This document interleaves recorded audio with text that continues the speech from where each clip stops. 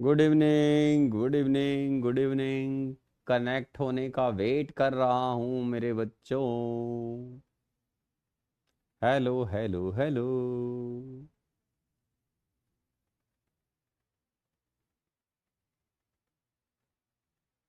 अरे कनेक्ट नहीं हुआ क्या अभी तक यार? हैं?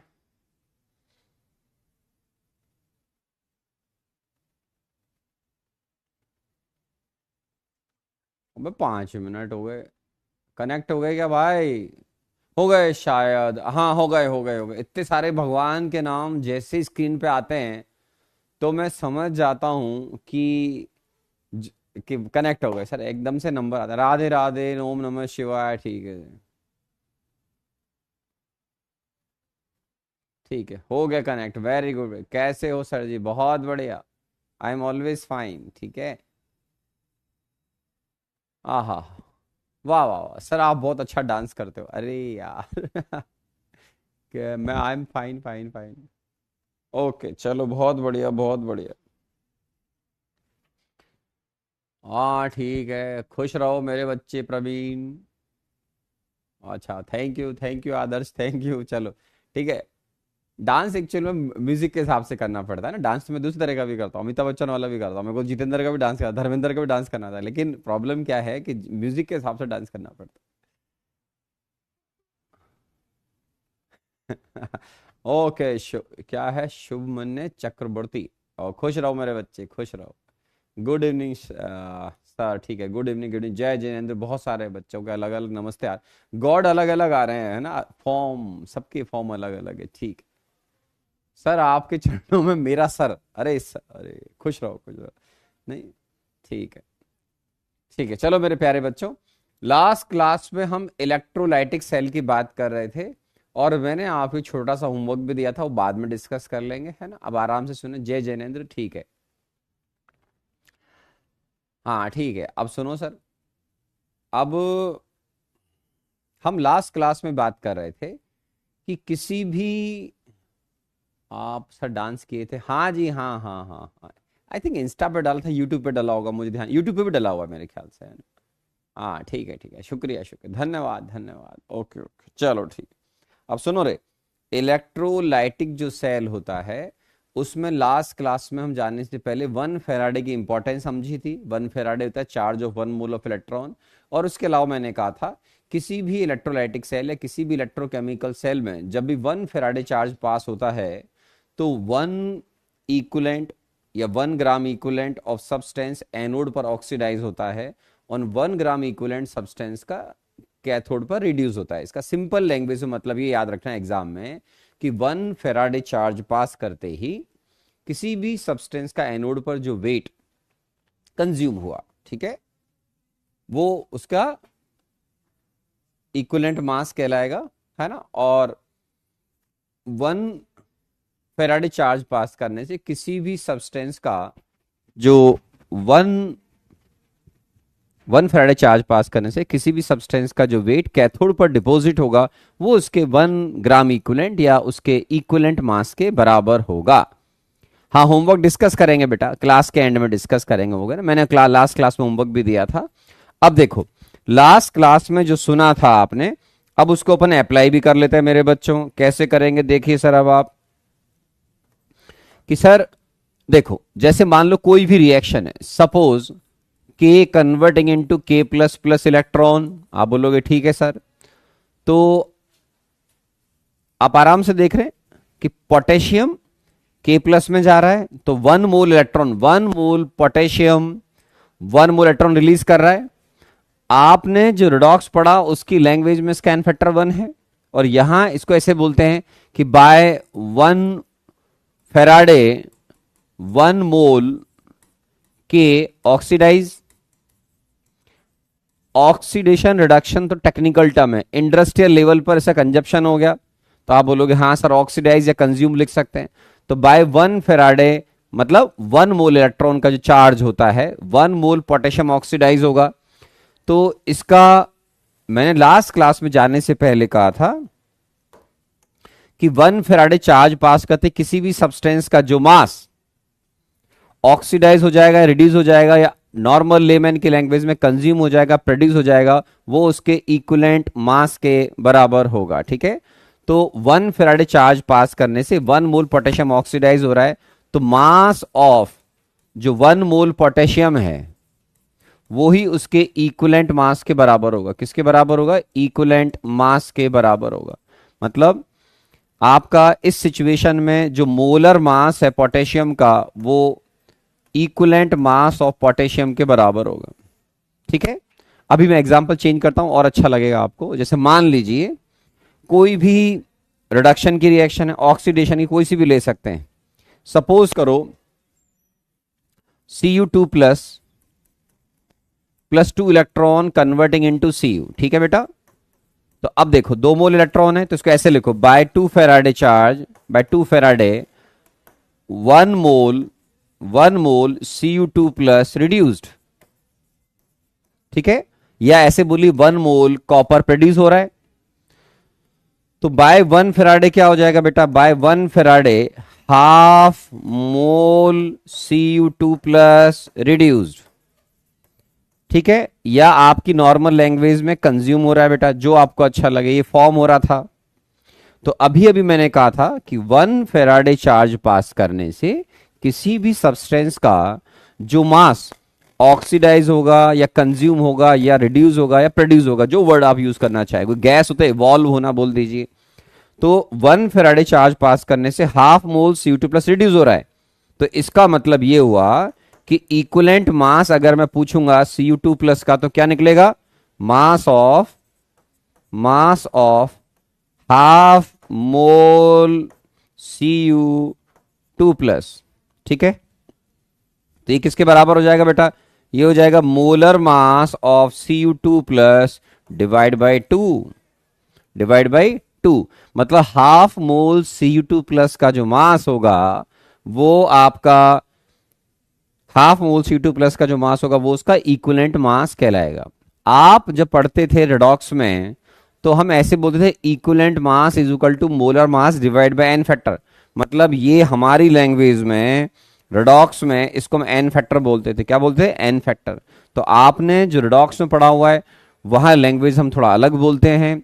इलेक्ट्रोकेमिस्ट्री के अंदर आप इस तरीके से इंटरप्रेट करेंगे। ठीक है, कि 1 फेराडे चार्ज पास कर दीजिए, जो भी वेट सब्सटेंस का कंज्यूम हो गया, प्रोड्यूस हो गया, जिसकी भी आप बात करना चाहते हैं। मान लो कोई बच्चा कॉपर की बात करेगा तो कॉपर के लिए ऐसे बोलोगे कि 2 फेराडे पास करने से 1 मोल बन रहा है, तो 1 मोल बन रहा है तो आप बोल दीजिए कि सर इक्विवेलेंट मास इस केस में कॉपर का जो है हाफ मोल के बराबर हो जाएगा। राइट, तो अभी और एग्जाम्पल लेते हैं, धीरे धीरे आगे बढ़ते हैं। ठीक है सर, गणपति पप्पा जी मोरया, ओके ओके, वेरी गुड है ना। तो ये लिख लेते हैं आराम से देखिए।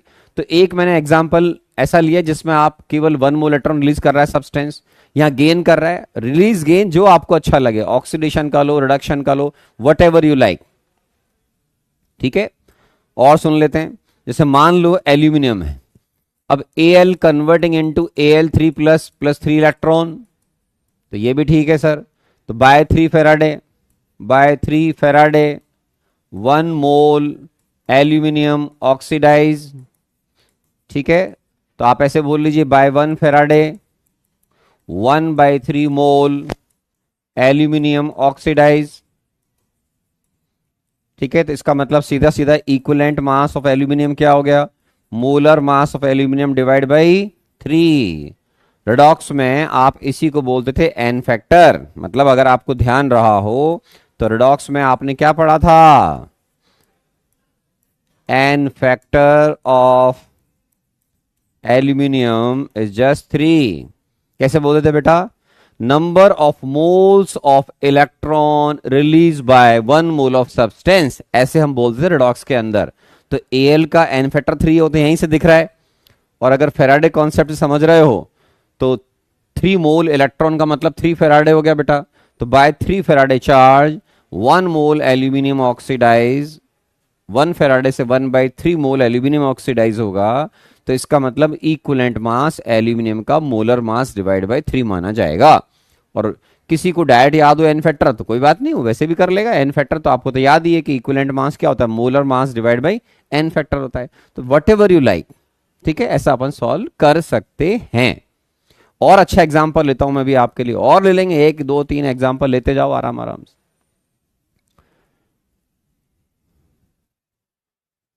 ठीक है,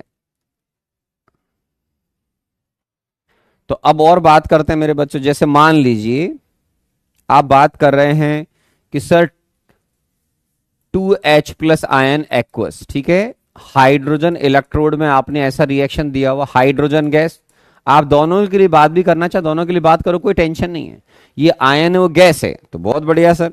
तो हम इसको ऐसे भी बोल सकते हैं, क्या, बाय 2 फैराडे 2 मोल H+ कंज्यूम, रिड्यूस भी बोल सकते हैं, ठीक है ना, एंड 1 मोल H2 प्रोड्यूस्ड। ये आप ऐसे बोलो आराम आराम से, कोई दिक्कत नहीं है। By 1 Faraday 1 mole H+ consume and 1 mole की जगह यहां क्या लिखोगे, अब आपने 2 2 लिखा था, यहां 1/2 मोल H2 प्रोड्यूस्ड। तो इसको देखने के बाद अब आप आराम से कमेंट कर सकते हैं कि 1 फैराडे चार्ज पास करने से 1 मोल H+ कंज्यूम होगा। क्या होगा, 1 मोल H+ कंज्यूम होगा, और इधर ये 1/2 मोल H2 प्रोड्यूस होगा। आप बोलोगे यस सर। तो इस सिचुएशन में इक्विवेलेंट मास जो H+ आयन का आएगा वो क्या हो जाएगा बेटा, molar mass of H+ ion. क्यों, 1 मोल का मास इक्विवेलेंट मास के बराबर। ठीक है, और यहां देखोगे तो इक्विवेलेंट मास ऑफ हाइड्रोजन क्या हो जाएगा, molar mass of hydrogen divide by 2, तो वही 1 ग्राम आएगा बेटा। ठीक है, H+ आयन का मोलर मास भी 1 ग्राम होता है। तो H+ आयन या हाइड्रोजन का अगर एग्जामिनर मुझसे इक्विवेलेंट मास पूछता है तो मैं इसका या इसका इक्विवेलेंट मास निकाल सकता हूं। H+ आयन सॉल्यूशन में प्रेजेंट आयन है, हाइड्रोजन एक गैस है। आप मुझसे H2 का पूछोगे तो मैं H2 का निकाल दूंगा। ठीक है, और यहां से आपने अगर एन फैक्टर की टर्म्स में देखोगे तो equivalent mass of hydrogen molar mass divide by N factor, मतलब n factor of hydrogen gas कितना है, n factor of hydrogen gas कितना है बेटा, 2। ऐसे भी बोल सकते हैं। तो आप अगर कभी भी हाइड्रोजन गैस का इक्विवेलेंट मास निकालना चाहें, ये रिएक्शन रिवर्सिबल होती है, आप जानते हैं। हाइड्रोजन इलेक्ट्रोड में, हाइड्रोजन इलेक्ट्रोड जब कैथोड की तरह काम करती है तो एसिड रिडक्शन होता है। अगर ये ऑक्सीडाइज होगी तो आप बोलोगे सर वो एनोड की तरह काम कर रहा होगा, तो वो तो जैसी रिएक्शन होगी उसके अकॉर्डिंग चलेंगे। अगर आप इस रिएक्शन को रिवर्स करके लिखोगे तो भी हाइड्रोजन का इक्विवेलेंट मास जो है मोलर मास डिवाइड बाय 2 ही आएगा, राइट। मान लो कोई बच्चा इसको ऐसे देख रहा है मेरे बच्चों, hydrogen gas converting into 2H+ ion plus 2 electron, तो बेटे अभी भी इस केस में भी इक्विवेलेंट मास हाइड्रोजन गैस का वही मोलर मास डिवाइड बाय 2 माना जाएगा। मींस हमारे रिडॉक्स की लैंग्वेज में 1 मोल हाइड्रोजन 2 मोल इलेक्ट्रॉन रिलीज करती, तो वही उसका एन फैक्टर है। फेराडे के कॉन्सेप्ट से हम हमेशा जितना भी फेराडे चार्ज पास हो रहा होता है, मतलब जितने मोल इलेक्ट्रॉन रिलीज या गेन हो रहे हैं उसके अकॉर्डिंग पहले लिखते हैं, फिर बाद में उसको 1 फैराडे में कन्वर्ट कर लेते हैं। ठीक है, तो एन फैक्टर हाइड्रोजन गैस का 2 है। तो इसका मतलब मान लो जेई मैन ने यही पूछ लिया जेई मैन के एग्जाम में कि सर आप मुझे इक्विवेलेंट वॉल्यूम बताओ हाइड्रोजन गैस का, कहां पर, 1 atm और 273 केल्विन पर। तो आपको एन फैक्टर मालूम है 2 आ गया, आप बोलोगे हाँ 2 आ गया। मोलर मास आपको मालूम होना चाहिए 1 atm और 273 केल्विन पर क्या होता है, तो फिर आप आराम से बता दोगे, राइट। तो आराम से लिख लीजिए,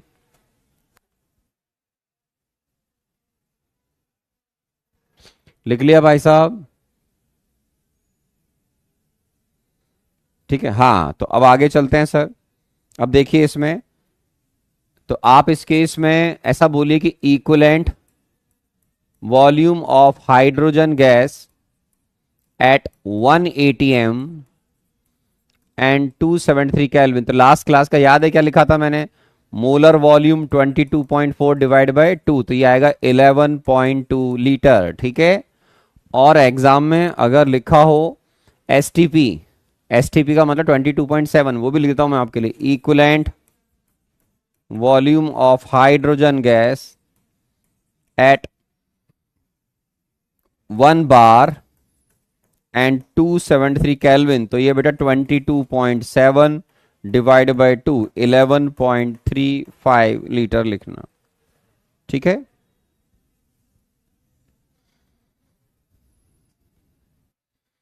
इसी तरीके से सेम इसी तरीके से अगर आप चाहें तो क्लोराइड आयन या क्लोरीन गैस के लिए भी बात कर सकते हैं। ठीक है, तो जैसे मान लो मैं आपसे क्लोरीन गैस की बात करूं, तो 2Cl minus converting into Cl2 plus 2 electron, इसको ऐसे देख लीजिए, तो आप ऐसे बोलेंगे बाय 2 फैराडे 2 मोल Cl minus oxidise.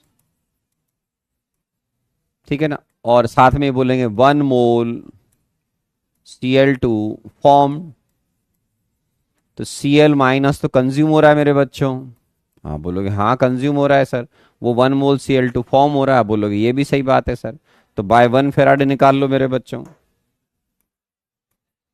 Bye 1 Faraday 1 मोल Cl माइनस ऑक्सीडाइज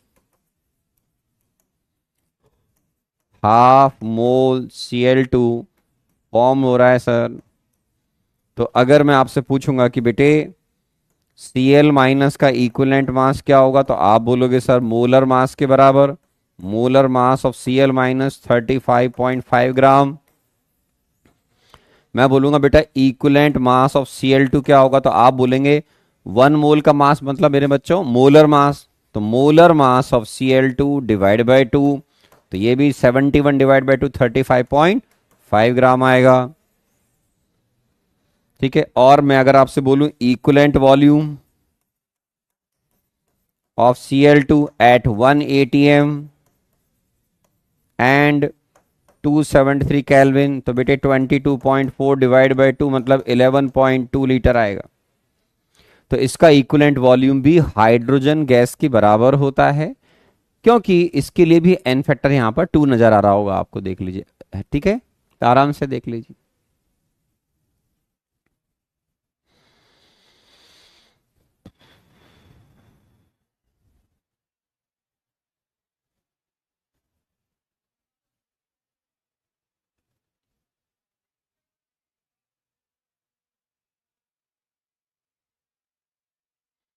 लिख लिया भाई साहब?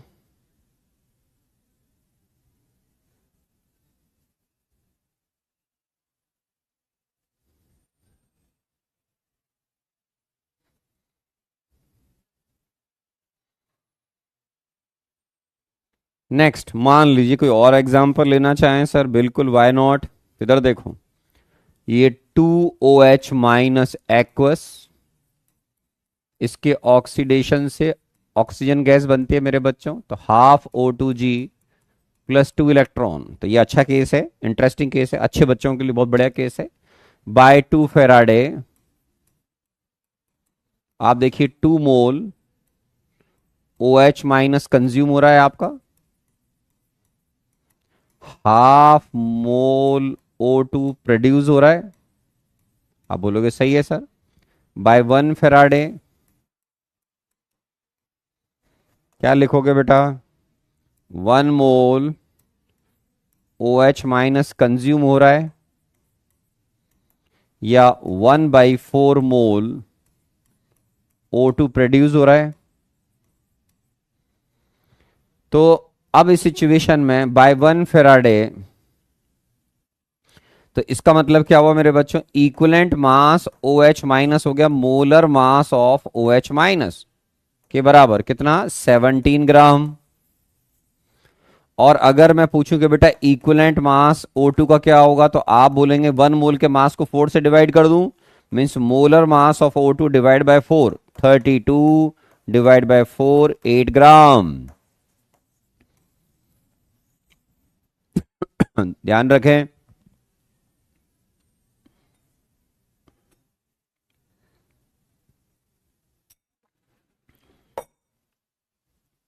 हो गया सर, आराम से लिख लीजिए।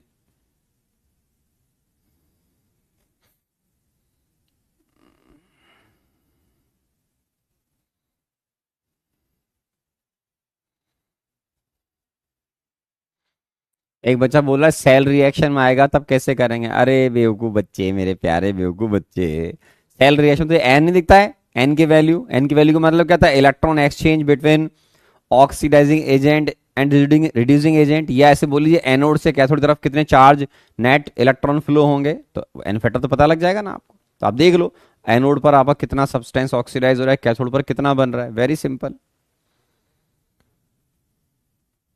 ये हो गया। या अभी देख लो और एक अच्छा एग्जांपल भी ले लेंगे डिस्प्रपोर्शनेशन रिएक्शन का, कहाँ दिक्कत आ रही है? तो ये लिख लिया भाई साहब आपने, आप बोलोगे लिख तो लिया सर, है ना? तो आपने ऐसा लिख लिया सर, बहुत बढ़िया सर। तो इससे ये भी दिख रहा है कि सर O2 गैस का इक्विवेलेंट वॉल्यूम भी पता लग गया। जे के हिसाब से अच्छा है, आपसे आईआईटी जे में पूछा जा सकता है what is the equivalent mass of oxygen. तो equivalent volume, volume of oxygen gas, equivalent volume of oxygen gas, equivalent volume of oxygen gas जो है 180 m and 273 kelvin. Molar mass of oxygen gas, या आपने volume निकाल दो 22.4 divide by 4, 5.6 litre आएगा बेटा। JEE पूछेगा तो ये अपने को आना चाहिए, लिख लीजिए।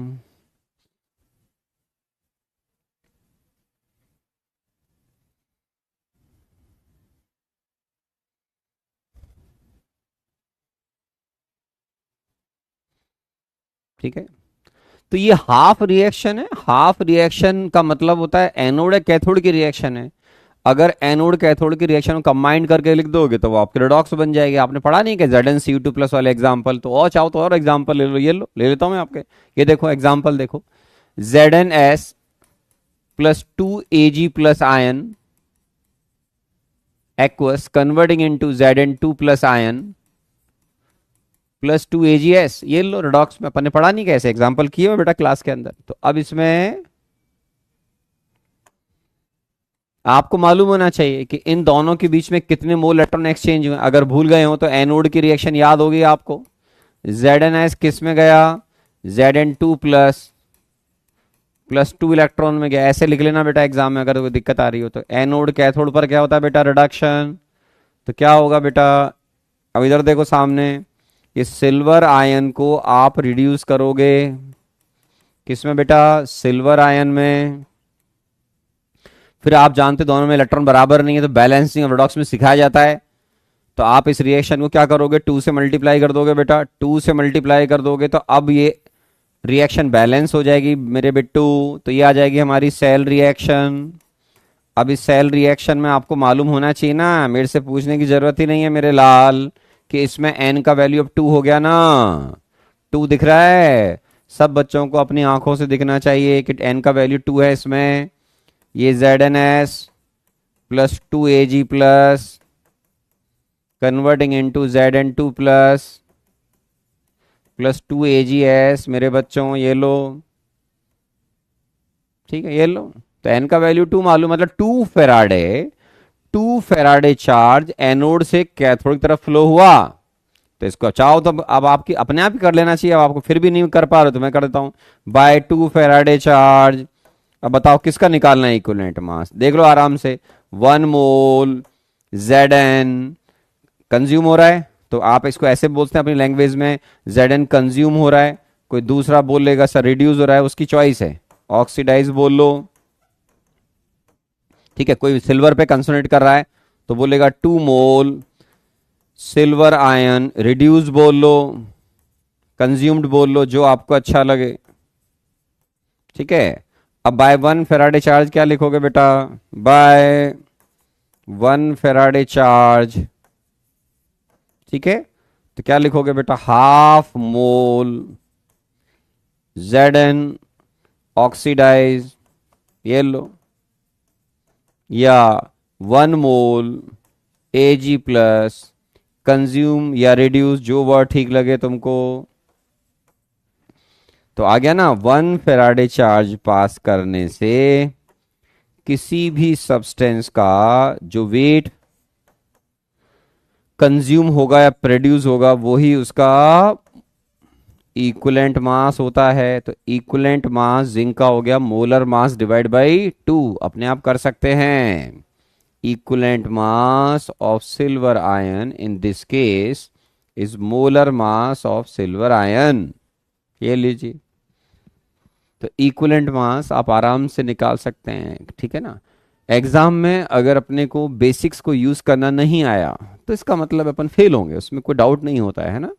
तो बहुत ही सिंपल सी बेसिक्स है, अपने आप अप्लाई करो, अपने आप दिमाग लगाओ, सब चीजें पढ़ी हैं आपने, नहीं दिमाग ही नहीं लगा तो बेकार है। आईआईटी में ऐसा नहीं होता है कि जो आप कॉपी में लिखोगे 100% ऐसा आएगा, ऐसा नहीं है सर। ना फिजिक्स में होने वाला है, ना मैथ्स में होने वाला है, ना केमिस्ट्री में होने वाला है। उस पर बेस्ड एप्लीकेशन आएगी। तो थिंकिंग प्रोसेस आपको खुद को रिवीजन करके प्रॉब्लम सॉल्व करके डेवलप करना पड़ता है। मैं आपकी हेल्प करता हूं, पर आगे आपको करना पड़ेगा।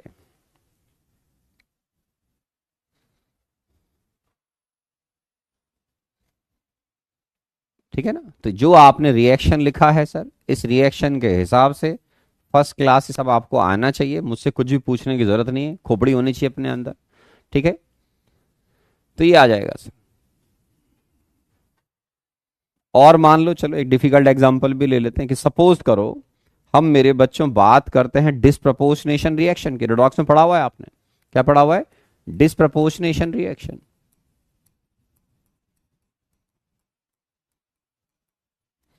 अब डिसप्रपोर्शनेशन रिएक्शन अपने आप में एक रेडॉक्स रिएक्शन होती है, अपने आप में एक रेडॉक्स रिएक्शन होती है सर। क्या देखो आप, कि जैसे आप बोलते हैं 2Cu plus aqueous converting into Cu solid और Cu2 plus,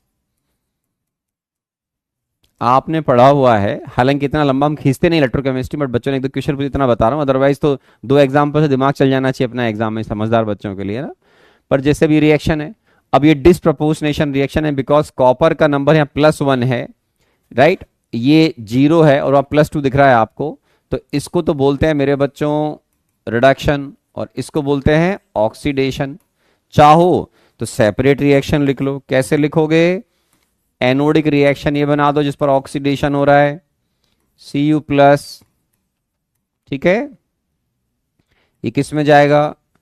Cu2 plus aqueous plus electron में। आराम से देख लीजिए, कैथोड पर देख लीजिए मेरे बच्चों, क्या Cu plus aqueous plus electron converting into Cus, ठीक है।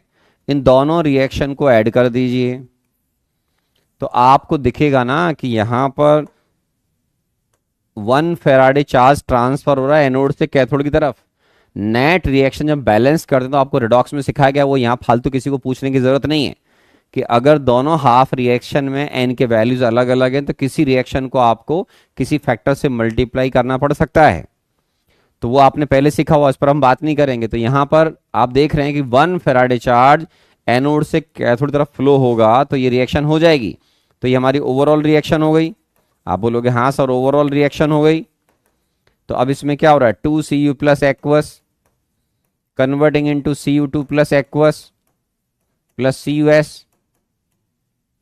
जिसको तुम डिसप्रपोर्शनेशन बोलते हो। नॉर्मल लेमैन की लैंग्वेज में तो यार Cu2 प्लस कंज्यूम हो रहा है इस बेचारे का, और दो सब्सटेंस बन रहे हैं, कौन कौन? Cu और Cu2 प्लस। तो इसको आप कैसे बोलोगे वो भी आपकी हेल्प कर देता हूं मैं, कि सर इसमें ऐसे देखो कि बाय 1 फैराडे साफ दिख रहा है एन की वैल्यू 1 है। पिछले वाले केस में हमने जो रिएक्शन बनाई उसमें एन के वैल्यूज अलग अलग थे, एक रिएक्शन को 2 से मल्टीप्लाई कर दिया। वो कॉमन सेंस की चीजें सब निकल चुकी हैं, ठीक है। अब इस सेल रिएक्शन को जब आपने बनाया तो आप क्या बोल रहे हैं? By 1 Faraday charge, by 1 mole electron हो गया बेटा। क्या लिखोगे? 2 मोल Cu प्लस कंज्यूम्ड। अब उसको आपकी लैंग्वेज में बोलते हैं कि डिस्प्रपोर्शनेशन हो रहा है। तो 2 मोल Cu प्लस कंज्यूम हो रहा है या डिस्प्रपोर्शनेशन हो रहा है?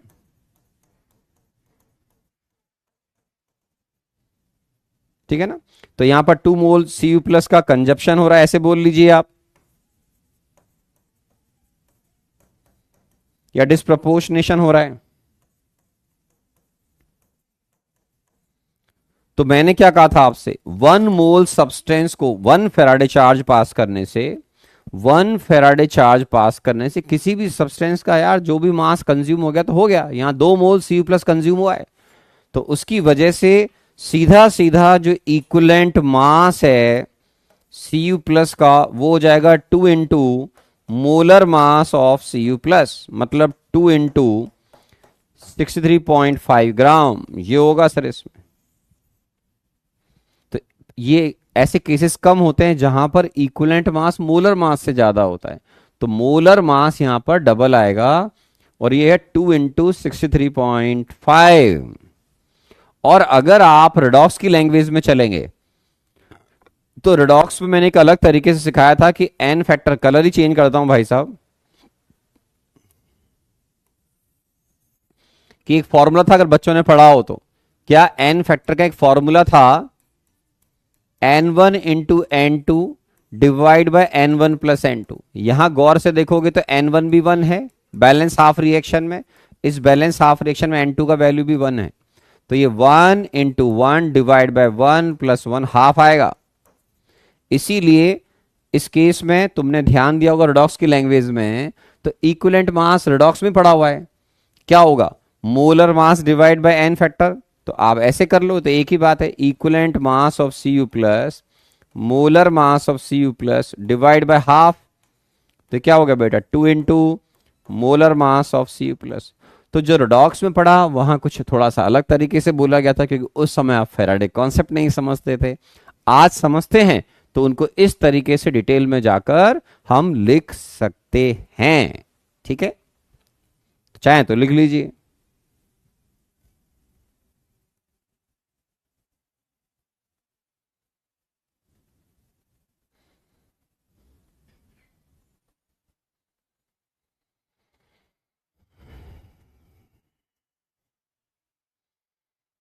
अब देखिए, ये तो सारी चीजें मैंने फर्स्ट लॉ के साथ में एक्स्ट्रा बता दी ताकि आप रिडॉक्स से इसको कनेक्ट कर पाएं।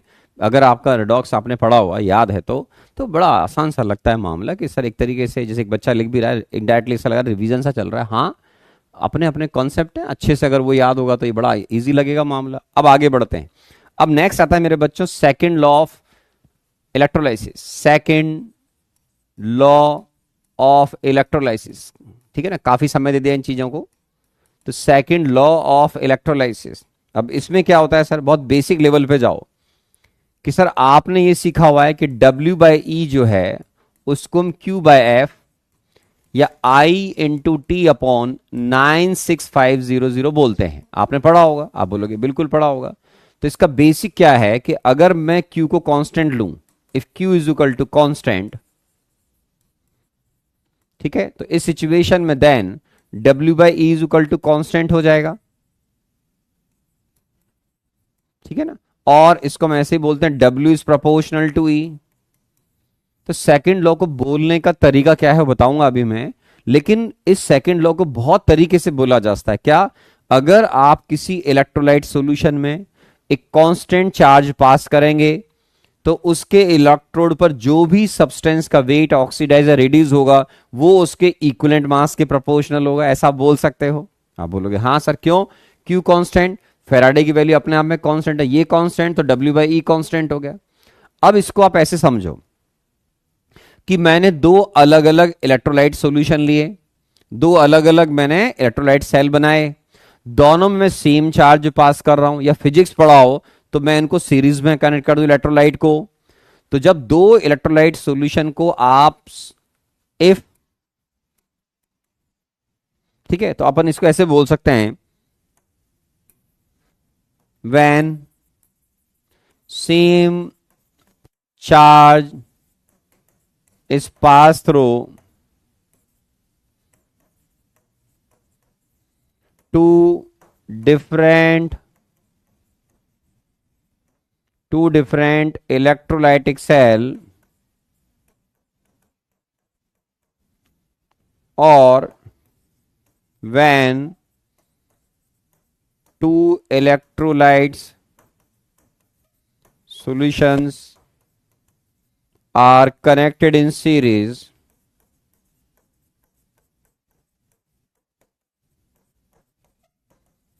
ठीक है ना, same number of equivalents same number of equivalents of substances, same number of equivalent of substances oxidized and reduced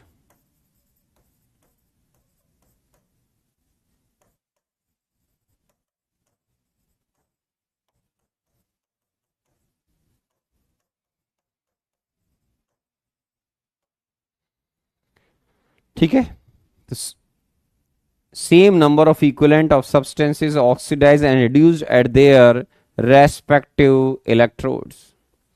तो आपने मान लो दो इलेक्ट्रोलाइट अलग अलग लिए, मान लो दो अलग अलग बच्चे हैं, मैंने उनको लैब में खड़ा कर दिया, दोनों ने अलग अलग टेबल पर, मैं दोनों को देख रहा हूं, दोनों ने सेम दो इलेक्ट्रोलाइट सेल ले लिए, या ऐसे बोले इलेक्ट्रोलाइट सेल लिए, अपनी मर्जी से उन्होंने अलग अलग सोल्यूशन ले लिए।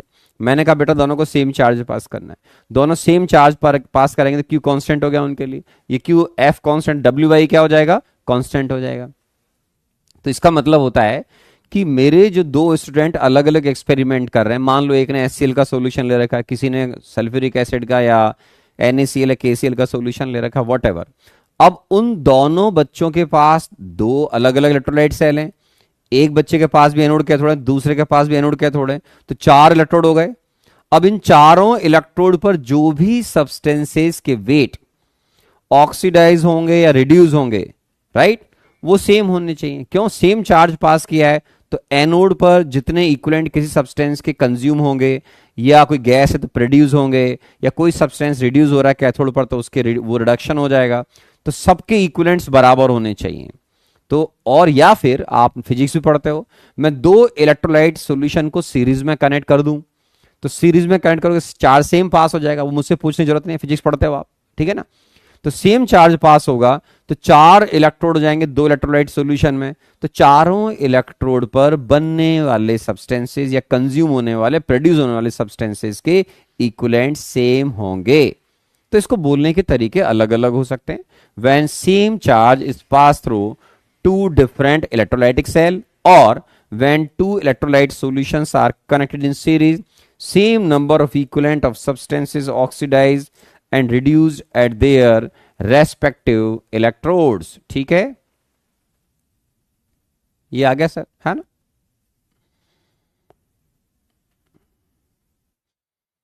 ये देखो, एक को अब याद आई है जो फर्स्ट लेक्चर पढ़ाया था, सर सॉल्ट ब्रिज में KCl क्यों था? अरे मूर्ख या रिवीजन ना करने वाले बच्चे, मैंने कहा था हम हर किसी सॉल्यूशन को नहीं भर सकते हैं, कुछ रिक्वायर्ड प्रॉपर्टीज लिखवाई थी, उन रिक्वायर्ड प्रॉपर्टीज को KCl फुलफिल करता है, समझे। अब पूछ रहा है नालायक, जब चैप्टर का लगभग आधे से ज्यादा खत्म हो गया है, तो मैंने सिखाया था required properties of strong electrolyte field in YouTube, या जिसका नाम था सॉल्ट ब्रिज। अब पूछ रहे नालायक कहेंगे, चलिए, है ना। अब देखिए सर, इसमें मान लो हमारे पास ये बैटरी है, कोई बैटरी लगाई सर, ये प्लस और ये माइनस, ठीक है, बहुत बढ़िया सर। सेम चार्ज पास कर रहे हैं अपन, तो सेम चार्ज पास करेंगे तो हमारे पास अलग अलग इलेक्ट्रोड होंगे, ठीक है सर। मान लीजिए हमारे पास ये एक इलेक्ट्रोड, दो इलेक्ट्रोड ही हो गए बेटा। एग्जाम में जब तक इलेक्ट्रोड के बारे में मेंशन नहीं किया जाएगा वो इनर्ट इलेक्ट्रोड माने जाएंगे मेरे बच्चों, ठीक है। एक तो ये सेल हो गया, या एक इलेक्ट्रोलाइट सॉल्यूशन ये हो गया, और दूसरा इलेक्ट्रोलाइट सॉल्यूशन यहां ले लेते हैं मेरे बच्चों, ठीक है।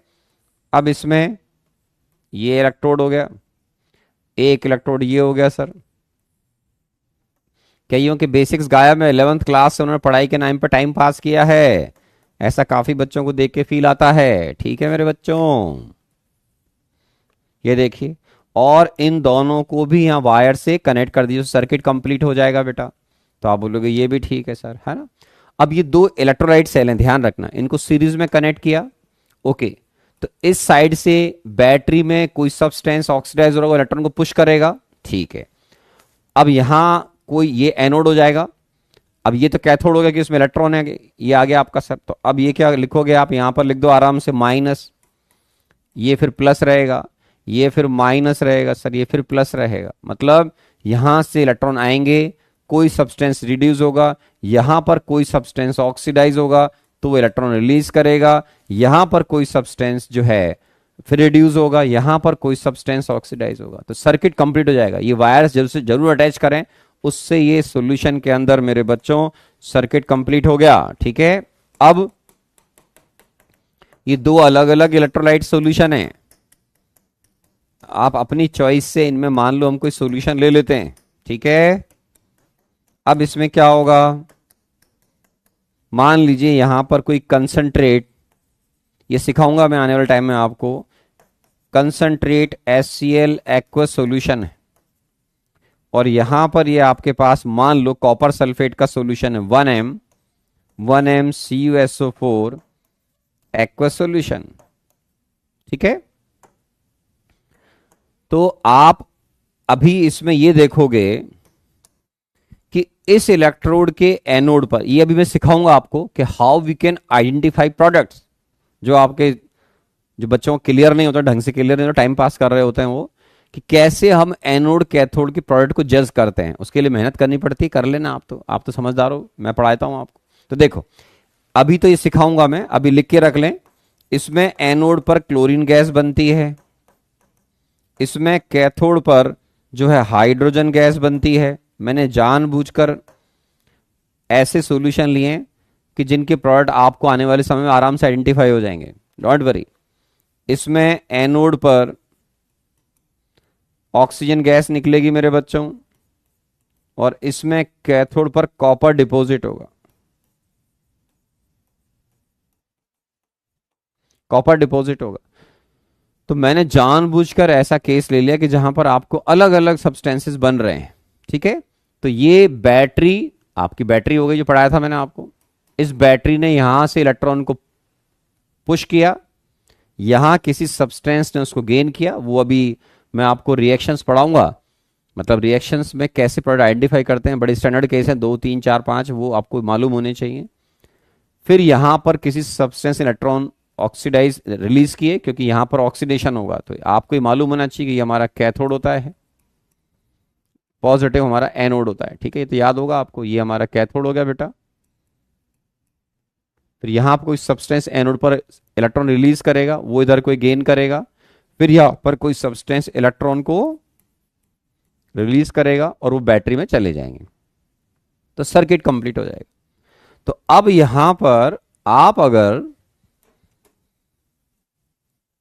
फेराडे कॉन्सेप्ट लगा रहे हो तो सेम चार्ज पास हो गया बेटा सब में, बहुत बढ़िया। तो आप क्या बोलोगे, देखो चारों प्रोडक्ट है, number of equivalents of chlorine form is equal to equivalent of hydrogen formed is equal to equivalent of oxygen formed is equal to equivalent of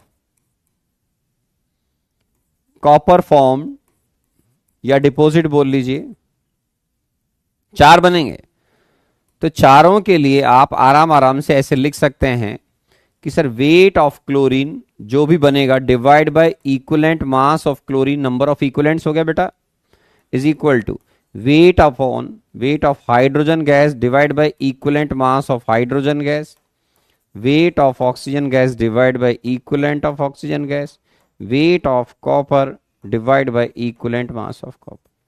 ठीक है, तो चारों के इक्विवेलेंट्स को आप बराबर कर सकते हैं। आप चाहें तो इसको जनरल लैंग्वेज में ऐसे भी लिख सकते हैं, और W1 अपॉन E1, वो आपकी चॉइस है, W2 upon E2, W3 upon E3, W4 upon E4, आप ऐसे भी लिख सकते हैं, कोई दिक्कत नहीं। तो चारों सब्सटेंसेस जो एनोड कैथोड पर बनेंगे, ये कैसे आइडेंटिफाई करते हैं कि सर O2 बना कि Cl2 बना या कॉपर डिपॉजिट, वो अभी मैं सिखाऊंगा, है ना। अभी आपको बस लिखना है, कॉन्सेप्ट सिंपल समझना है कि सर सेम चार्ज पास किया तो आपका जो सेकंड लॉ है वो ये बोलता है कि अगर Q कांस्टेंट रहेगा, वो लिखा है मैंने यहां पर, तो W बाई E कांस्टेंट हो जाएगा। तो W बाई E कांस्टेंट हो जाएगा, तो आप इस तरीके से चारों सब्सटेंसेस के जो इक्विवेलेंट हैं, जो एनोड कैथोड पर बन रहे हैं, वो बराबर कर दीजिए, बराबर कर दीजिए। तो इस तरीके से, तो इससे क्या जेई मैन में कोई क्वेश्चन आ गया तो आप इजीली सॉल्व कर पाएंगे, चारों के इक्विवेलेंट बराबर है, या किसी दो के वो आपस में बराबर कर रहा होगा तो आप सॉल्व कर लीजिए। जैसे मान लो मैं शुरू के 2 ही लूं तो भी कोई दिक्कत नहीं है, तो उन पर भी बात कर सकते, तीनों लो चारों लो, मुझे क्या दिक्कत आ रही है, चारों के इक्विवेलेंट को आपको बराबर करना है। और इसको हम चाहें तो अदर लैंग्वेज में क्या लिख सकते हैं, दोबारा सुने। और मान लो मैं दो सब्सटेंस पे बात करूं तो W1 upon E1 is equal to W2 upon E2। और इसको आप ऐसे भी बोल सकते हैं चाहें तो, कि जब आप सेम चार्ज पास करते हैं तो एनोड कैथोड पर जो सब्सटेंस ऑक्सीडाइज या रिड्यूस होंगे उनके वेट का रेशियो उनके इक्विवेलेंट मास के रेशियो के बराबर होता है। यस, सिंपल मैथमेटिक्स आप ऐसा भी बोल सकते हैं। जब आप सेम चार्ज किसी भी इलेक्ट्रोलाइटिक सेल्स में पास करेंगे, दो हो, तीन हो, चार हो, कितने भी सेल लो, सबके इक्विवेलेंट्स बराबर होंगे। तो आप ऐसा बोलिए उनके वेट का रेशियो उनके इक्विवेलेंट मास के रेशियो के बराबर होगा। तो ये सेकंड लॉ को आप अलग अलग तरीके से बोल सकते हैं। बस कॉन्सेप्ट ध्यान रखना है कि क्यू को कांस्टेंट करना है सेकंड लॉ के अंदर, then you can solve any simple numerical और प्रॉब्लम। आराम से लिख लीजिए, ठीक है।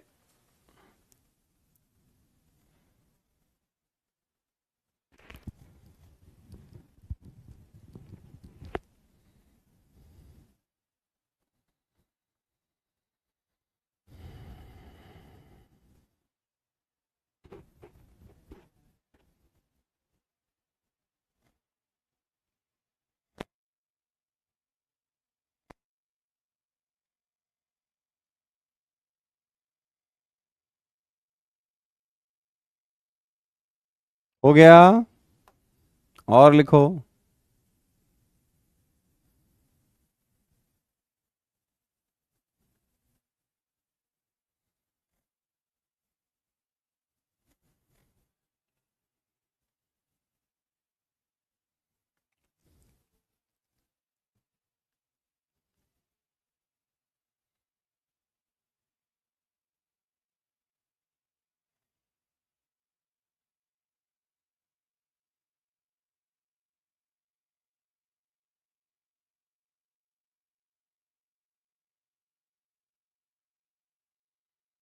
अरे हाँ भाई, सिंगल सेल में तो, अरे क्या बेवकूफी सी बातें कर रहा है एक बच्चा।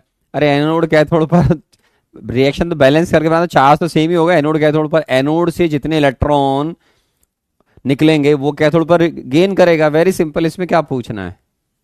तो आप ऐसे करके सीरीज में कितने भी कनेक्ट करो या कितने भी इलेक्ट्रोलाइटिक सेल में सेम चार्ज पास करो, इस तरीके से उनके वेट को या इक्विवेलेंट वेट को आपस में लिंक कर सकते हैं, वेरी सिंपल, ठीक है। और आगे बढ़ते हैं बच्चों। अब नेक्स्ट पार्ट आता है कि हम आपने सर कैसे आइडेंटिफाई किया कि कॉपर बनेगा या Cl2 बनेगी या O2 बनेगा, वट एवर। तो इसको आइडेंटिफाई करने के लिए पहले आपको थोड़ा सा डिटेल में और जाके पढ़ना पड़ेगा, जिसमें दो रिएक्शन बड़ी इंपॉर्टेंट होती है, उनको बोलते हैं हम oxidation of water and reduction of water, जिनको कई फैकल्टीज स्टूडेंट ढंग से समझते भी नहीं है, उसको बोलते हैं टाइम पास करना। तो आपको ऑक्सीडेशन रिडक्शन की रिएक्शंस को पढ़ना चाहिए पहले, है ना। और काफी लोग बड़ा अच्छे से सीखते हैं, बच्चों को बहुत प्यार से सिखाते हैं, ठीक है ना। ठीक है सर, अब देखिए, अब आप देखो, आपको पहले एक रिएक्शन याद करनी है, इसको बोलते हैं हम ऑक्सीडेशन ऑफ वाटर। क्या बोलते हैं? Oxidation of water.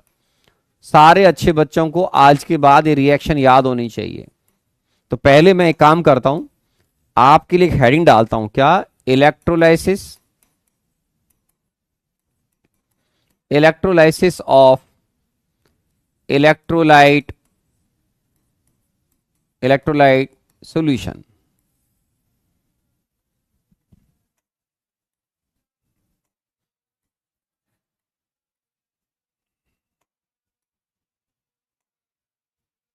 या और अच्छा लिख लेते हैं, लो यार,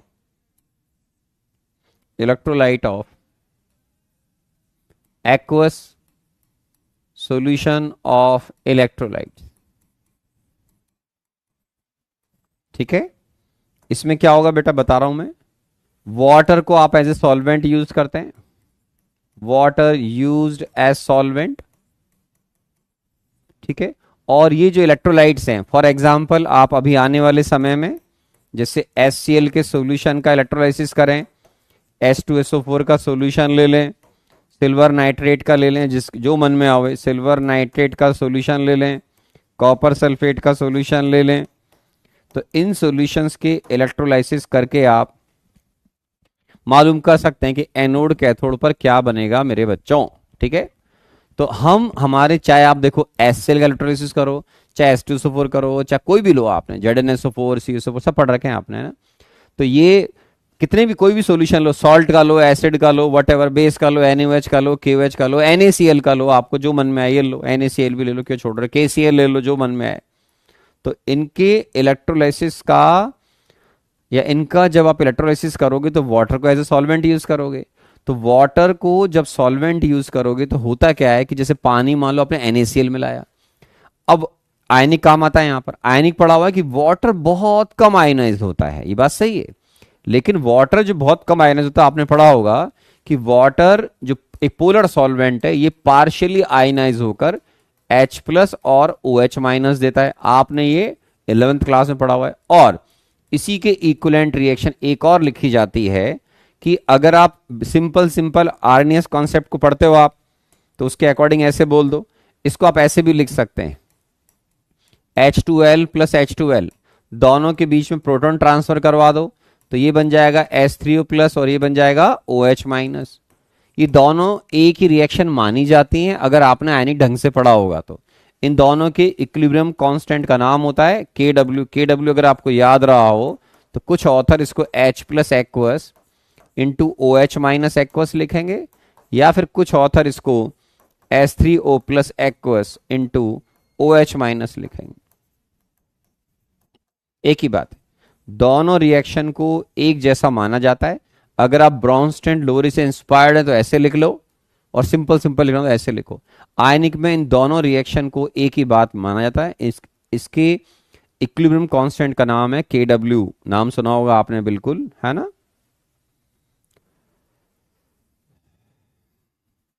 W ये वाटर को प्रेजेंट करता है यहाँ पर ट्रेडिशनली, K इक्विलिब्रियम कांस्टेंट होता है। तो ये आपने सुना होगा या पढ़ा होगा पहले, ठीक है ना। अब क्या होगा बेटा, आपको ध्यान रखना है कि वाटर के अंदर किसी भी सॉल्यूट को मिलाओगे तो उसमें आयन सॉल्यूट भी देगा, डिजोल्व हो गया, और आपका वाटर भी देगा। वाटर क्या देता है, H+ और OH-। हालांकि बहुत कम होते, लेकिन होते तो हैं। आपने ही पढ़ा हुआ कि न्यूट्रल सॉल्यूशन की pH 7 होती है, उस सॉल्यूशन में या प्योर वाटर में H+ आयन और OH- की कंसंट्रेशन सेम होती है। आप बोलोगे ये भी पढ़ा हुआ है सर हमने, है ना। तो अब मान लो आपने उसमें NaCl मिला दिया। अब NaCl मिलाओगे मेरे बच्चों तो Na+ आ गया, Cl- आ गया, H+ आ गया, OH- आ गया, तो चार चार आयन हो गया। अरे तो HCl मिलाओगे तो पानी भी H+ दे रहा है, पानी OH- दे रहा है, HCl भी H+ दे रहा है और Cl- दे रहा है, तीन आयन हो गए। तो इन आयन्स के बीच में कंपटीशन होगा, कंपटीशन होगा। तो जो कैटायन है वो इलेक्ट्रॉन गेन करके कैथोड पर रिड्यूस होंगे, और कोई एनायन है तो वो ऑक्सीडाइज होगा सर, सीधी सी बात है। तो एनोड कैथोड पर सब्सटेंस ऑक्सीडाइज रिड्यूस होंगे। तो मान लो आपने पानी में जैसे NaCl मिलाया, तो पानी में अगर आपने NaCl मिलाया तो मेरे पास क्या हो गया बच्चों, वाटर सॉल्यूशन के अंदर, इस पानी के अंदर Na+ भी हो गया, और तो यहां पर Na+ भी हो गया, Cl- भी हो गया, H+ भी हो गया, OH- भी हो गया। तो दो एनायन हो गए जो एनोड पर ऑक्सीडाइज होना चाहेंगे, दो कैटायन हो गए जो रिड्यूस होना चाहेंगे। तो कंपटीशन होता है इनके बीच में। तो हम इसको बेसिक लेवल पे जाकर समझेंगे पहले कि जिसका ऑक्सीडेशन पोटेंशियल ज्यादा होता है वो ऑक्सीडाइज होता है, जिसका रिडक्शन पोटेंशियल ज्यादा होता है वो पहले रिड्यूस होता है। तो ये सब चीजें अपन हम कुछ देर बाद सीखेंगे। अभी अभी आराम से डिटेल में बताऊंगा आपको। ये केस भी ले लेंगे। NaCl is a very interesting case. Industries में आप गुजरात में कई प्लांट मिल जाएंगे, इसे इंडिया में मिल जाएंगे ऐसे प्लांट जिनमें आप NaCl का इलेक्ट्रोलाइसिस करते हो, जो कि सस्ता होता है, ब्राइन सोल्यूशन सस्ता होता है, और इससे आपको वैल्यूएबल प्रोडक्ट मिलते हैं। तो ये बहुत अच्छा प्लांट डलता है इसका, ठीक है ना। तो उसके बारे में बात करेंगे अपन। तो अब देखो, सबसे पहले आप एक रिएक्शन याद करें जिसको हम बोलते हैं ऑक्सीडेशन ऑफ वाटर। क्या बोलते हैं, ऑक्सीडेशन ऑफ वाटर। आज के बाद सब बच्चों को ये रिएक्शन याद होनी चाहिए, ठीक है। इसमें क्या रिएक्शन है बेटा, ये याद करना है। 2H2OL ये कन्वर्ट होता है तो 4H+ ion plus oxygen gas plus 4 electron, ठीक है। इसका E0 जो OP है वो होता है -1.23 वोल्ट। इसको थ्योरेटिकली कैलकुलेट किया जाता है ना, थर्मोडायनेमिक्स की हेल्प से। ये रिएक्शन मेरे बच्चों दो रिएक्शन का एडिशन होता है। क्या होता है? ये दो रिएक्शन का एडिशन होता है। कौन सी रिएक्शन? पानी के अंदर जो OH माइनस आयन होता है, राइट, जैसे 4OH माइनस है, ये ऑक्सीडाइज होता है मेरे बच्चों, ठीक है ना, और ये ऑक्सीडाइज होकर 2H2L plus O2 plus 4 electron में कन्वर्ट होता है, ठीक है ना। और इसमें आप थर्मोडायनेमिकली ये रिएक्शन कहां से बना होगा बता रहा हूं। ये रिएक्शन, एक तो ये रिएक्शन होती है कि पानी में जो OH माइनस है जब भी ऑक्सीडाइज होगा तो O2 देगा, और वाटर के अंदर क्योंकि आपने किस सब्सटेंस को मिलाया और वाटर का OH माइनस कंज्यूम होगा तो वाटर का इक्विलिब्रियम फॉरवर्ड शिफ्ट होगा, मतलब वाटर कंटिन्यूअसली इस OH माइनस को देगा। तो अगर पानी में मान लो आपने KCl मिलाया तो KCl ने वाटर में डिसॉल्व होने के बाद दिया K प्लस और Cl माइनस, तो KCl तो कुछ OH माइनस देता नहीं है। तो कभी भी उस सिचुएशन में अगर वाटर का OH माइनस कंज्यूम होगा तो वाटर कंटिन्यूअसली अपने इक्विलिब्रियम को शिफ्ट करके लगातार आपको H प्लस और OH माइनस देगा। इलेक्ट्रोलाइटिक सेल में क्योंकि रिएक्शन एक पर्टिकुलर डायरेक्शन में होती है, जबरदस्ती परफॉर्म करवाई जाती है बैटरी की हेल्प से, तो इसमें सिंगल एरो बनाते हैं हम सारे। वरना आपने इस रिएक्शन के इक्विलिब्रियम कांस्टेंट को भी थोड़ी देर पहले देखा है KW की टर्म में, राइट। इसमें 4 मोल वाटर को आप बैलेंस करने के लिए लिखा है मैंने, तो गौर से देखिए 4 मोल OH माइनस कंज्यूम हो गया, और यहां पर ये 2 था, ये 4 है, बाकी रिएक्शन आ जाएगी। तो इसको हम बोलते हैं 2 mole of H2L converting into 4H plus ion plus oxygen gas plus 4 electron. तो इन दोनों रिएक्शन की हेल्प से इस रिएक्शन को बनाया जाता है, और इन्हीं की रिएक्शन के हेल्प से इसका E0 थ्योरेटिकली कैलकुलेट किया जाता है, -1.23 वोल्ट थ्योरेटिकली निकलता है कैलकुलेशन, है ना।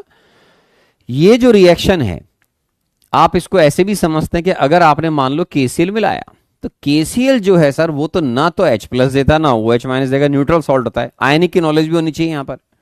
तो वाटर का OH माइनस जैसे ही कंज्यूम होगा वाटर और आयनाइज होकर H प्लस और OH माइनस देगा, दोनों रिएक्शन को जोड़ दो तो 2 मोल वाटर आपका फाइनली 4H प्लस और O2 और इलेक्ट्रॉन देगा। इसका मतलब क्या होता है? पानी जब भी ऑक्सीडाइज होगा, whenever water will oxidize it will produce oxygen gas, और उस इलेक्ट्रोड के आसपास H प्लस आयन बढ़ना शुरू हो जाएगा। H प्लस बढ़ने का मतलब आप आयनिक पढ़े हो तो समझाओगे pH वहां पर उस इलेक्ट्रोड के आसपास कम होना शुरू हो जाती है। तो whenever water is oxidized at anode, अब तुमको ये आना चाहिए, मुझसे कुछ लिखने की जरूरत नहीं है कि वाटर का ऑक्सीडेशन होता है, तो ऑक्सीडेशन हो रहा है, ये ऑक्सीडेशन की रिएक्शन है, रिडक्शन की अलग होती है।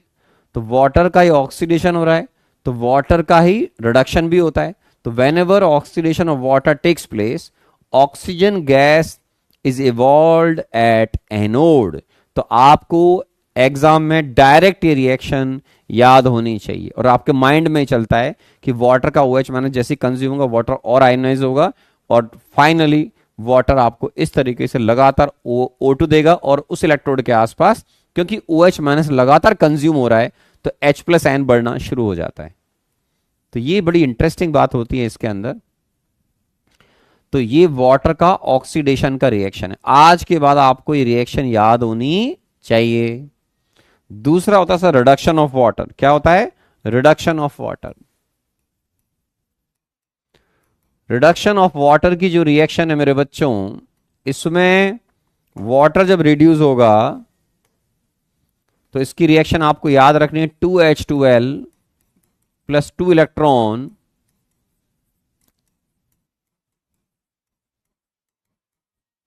टू OH माइनस एक्वस, ठीक है।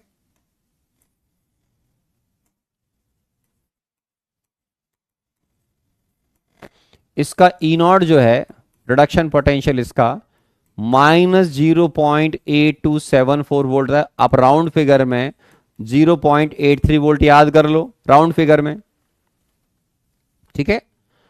वाटर की रिडक्शन की रिएक्शन को भी आप ऐसे इंटरप्रेट करो कि सर तुमने पानी में NaCl KCl मिलाया तो वो तो ना H प्लस देगा ना OH माइनस देगा, तो ये रिएक्शन भी दो रिएक्शन का एडिशन है मेरे बच्चों। ये रिएक्शन भी थर्मोडायनेमिकली दो रिएक्शन का एडिशन होती है। क्या?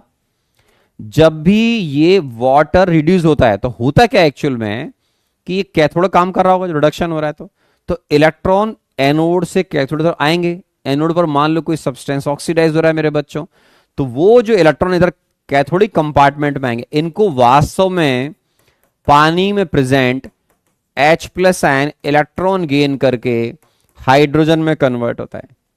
तो सबसे पहले अगर कभी भी आप रिडक्शन ऑफ वाटर की रिएक्शन लिखें तो आपके माइंड में क्या चलेगा कि वाटर का रिडक्शन हो रहा है, मतलब कैथोड की रिएक्शन है, नंबर वन। नंबर टू, हो क्या रहा होगा आपके माइंड में चलेगा कि हमारे पानी के अंदर जो H प्लस आयन वाटर ने दे रखे हैं वो इलेक्ट्रॉन गेन करके हाइड्रोजन गैस में कन्वर्ट हो रहे होंगे। किसने दी H प्लस आयन? इनका सोर्स कौन है? वाटर। जब भी H प्लस आयन का सोर्स वाटर होगा तो H प्लस आयन को इलेक्ट्रॉन गेन करा के अब हाइड्रोजन गैस में कन्वर्ट कर देना। अब ये H प्लस आयन वाटर अगर इसका सोर्स है तो ये कंज्यूम हो रहे हैं, तो वाटर अब और ऑक्सीडाइज होगा मेरे बच्चों, सॉरी वाटर और आयोनाइज होगा। तो ये प्रोवाइड करेगा H प्लस और OH माइनस आयन। ये लीजिए, तो इन दोनों रिएक्शन को आप ऐड कर दीजिए। इन दोनों रिएक्शन को अगर आप ऐड कर देंगे, ठीक है, तो ये क्या बन जाएगा? 2H2OL plus 2 electron converting into hydrogen gas plus 2OH minus. तो ये रिएक्शन जो है इस तरीके से दो रिएक्शन का एडिशन होती है। इसको दिमाग में रखो। आईआईटी जी में बहुत डिटेल की रिक्वायरमेंट नहीं है, आपकी खोपड़ी कैसे चलनी चाहिए बता रहा हूं कि वाटर जब रिड्यूस होगा, मतलब ये रिएक्शन कैथोड की है, तो जब भी वाटर H प्लस आयन का सोर्स हो, जैसे आप बोलोगे वाटर H प्लस आयन का सोर्स का मतलब क्या है? तुमने पानी में मान लो KOH मिलाया तो H प्लस कौन देगा भाई? KOH तो H प्लस देता नहीं है। तुमने पानी में NaCl मिलाया, तुमने पानी में KCl मिलाया, तुमने पानी में कॉपर सल्फेट मिलाया, तो H प्लस आयन ही सोर्स है। किसका? H प्लस आयन का सोर्स कौन है? वाटर। तो जब भी वाटर का H प्लस आयन कंज्यूम होने लगेगा तो हाइड्रोजन गैस बनेगी।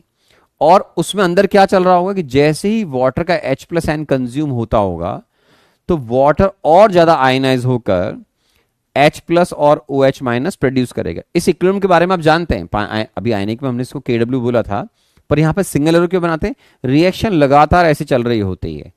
तो ये जैसे जैसे H प्लस आयन कंज्यूम होगा वैसे वैसे वाटर और ज्यादा आयनाइज होकर H प्लस और OH माइनस आपके दे देगा। ठीक है, ठीक है, दे देगा। तो ये आपके OH माइनस दे देगा। ठीक है, तो H प्लस OH माइनस देगा, तो H प्लस को कैंसिल कर दो।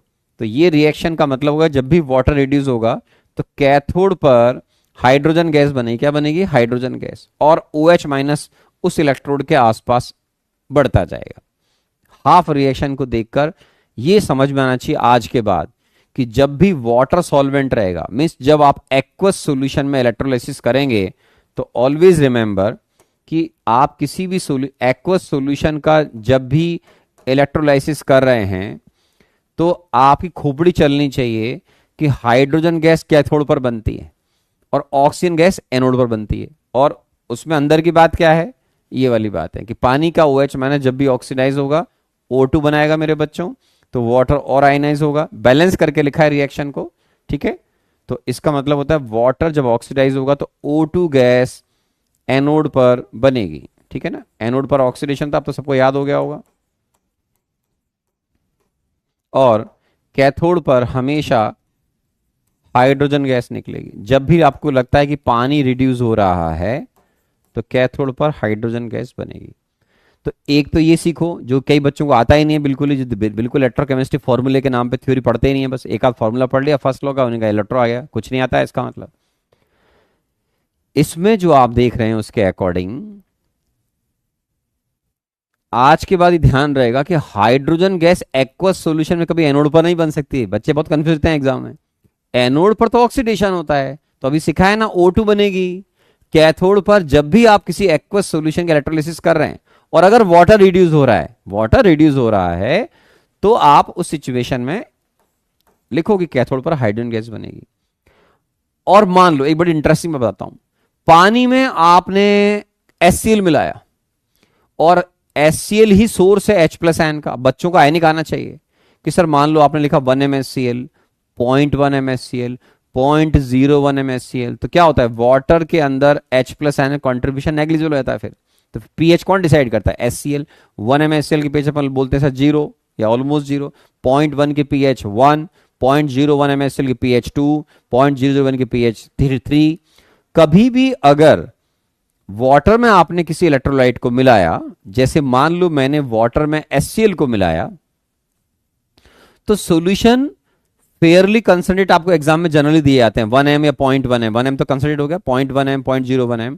तो H प्लस आयन कभी भी अगर सोर्स है, H प्लस आयन कभी भी सोर्स है किस चीज का? H प्लस आयन अगर किसी भी सोर्स है, जैसे आप देखो पानी में HCl मिलाया तो H मैं बोलूंगा बेटा 0.1 MnHCl है। अब तुमने आयनिक पढ़ा होगा, बताओ बेटा पीएच कितनी होगी? आप बोलोगे 1, तो फिर 1 कैसे आई?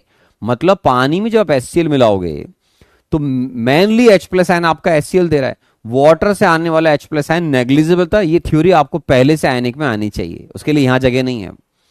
तो आप कभी भी पानी में अगर एसिड मिलाओगे HCl मिलाया आपने, ठीक है, तो सीधा आप रिएक्शन लिख दो कि एसिड ने जो H प्लस आयन दिए वो इलेक्ट्रॉन गेन करके हाइड्रोजन गैस में कन्वर्ट हो जाएंगे। ये क्या लिख रहा हूं मैं? ये मैं वाटर के ऑक्सीडेशन रिडक्शन की रिएक्शन लिख रहा हूं। मतलब पानी का H प्लस आयन, वाटर का H प्लस आयन अगर कंज्यूम हुआ तो ये रिएक्शन होंगी दोनों एक के बाद एक, या ऐसे याद रखना है। वाटर का अगर कभी भी OH माइनस कंज्यूम हुआ तो वाटर और आयनाइज होगा। तो ये नेट रिएक्शन आपको ध्यान रखनी है, ठीक है। तो दो अलग अलग तरह की बातें हो रही हैं, पानी का ऑक्सीडेशन और पानी का रिडक्शन। और उसके अंदर क्या हो रहा है कि whenever source of OH minus is water, oxidation takes place in this manner and water will ionize. So final reaction of oxidation is this. ये देखिए, तो इसको अब हम प्रैक्टिस करेंगे। मैं आपको 1 2 3 केस लूंगा, 1 2 3 4 केस ले लेंगे अपन, तो उनसे फिर हम धीरे धीरे इनको सीख जाएंगे। बस नेक्स्ट क्लास में जब आओ तो आपको इतना सा याद रहेगा कि ऑक्सीडेशन रिडक्शन की रिएक्शन क्या होती है, और हमने इनको थ्योरेटिकली दो रिएक्शन से ऐड करके थर्मोडायनेमिकली बना रखा है। इतनी सी बात से अपना काम हो जाएगा, जिसको अपन नेक्स्ट क्लास में बात कर पाएंगे, ठीक है। अब आ जाते हैं होमवर्क के ऊपर। आ जाओ मेरे बच्चों, तो अब हम होमवर्क पे बात करते हैं, ठीक है ना? ठीक है, आ जाइए सर। आपको पूरी इलेक्ट्रोकेमिकल सीरीज दे रखी है मेरे बच्चों, ठीक है ना? अब देखिए सर, तो इसमें क्या है, आपको इलेक्ट्रोकेमिकल सीरीज मिल गई होगी, आपको शीट दे रखी है इलेक्ट्रोकेमिस्ट्री की, उसमें पूरी शीट मिल जाएगी आपको, ठीक है। ओके, अब देखिए सर, होमवर्क एक्सरसाइज 1 इलेक्ट्रोकेमिस्ट्री। मैंने आपको लास्ट क्लास में होमवर्क दिया था, होमवर्क डिस्कशन। आप बोलोगे यस सर। तो होमवर्क डिस्कशन में एक्सरसाइज 1 में मैंने आपको 1 से 30 दिया होगा, जितना मुझे याद आ रहा है, ठीक है। और मैं आपको नेक्स्ट क्लास का होमवर्क भी दे देता हूं कि नेक्स्ट क्लास के होमवर्क में आप नेक्स्ट क्लास होमवर्क, उसमें आप क्वेश्चन बैंक सॉल्व करेंगे मेरे बच्चों।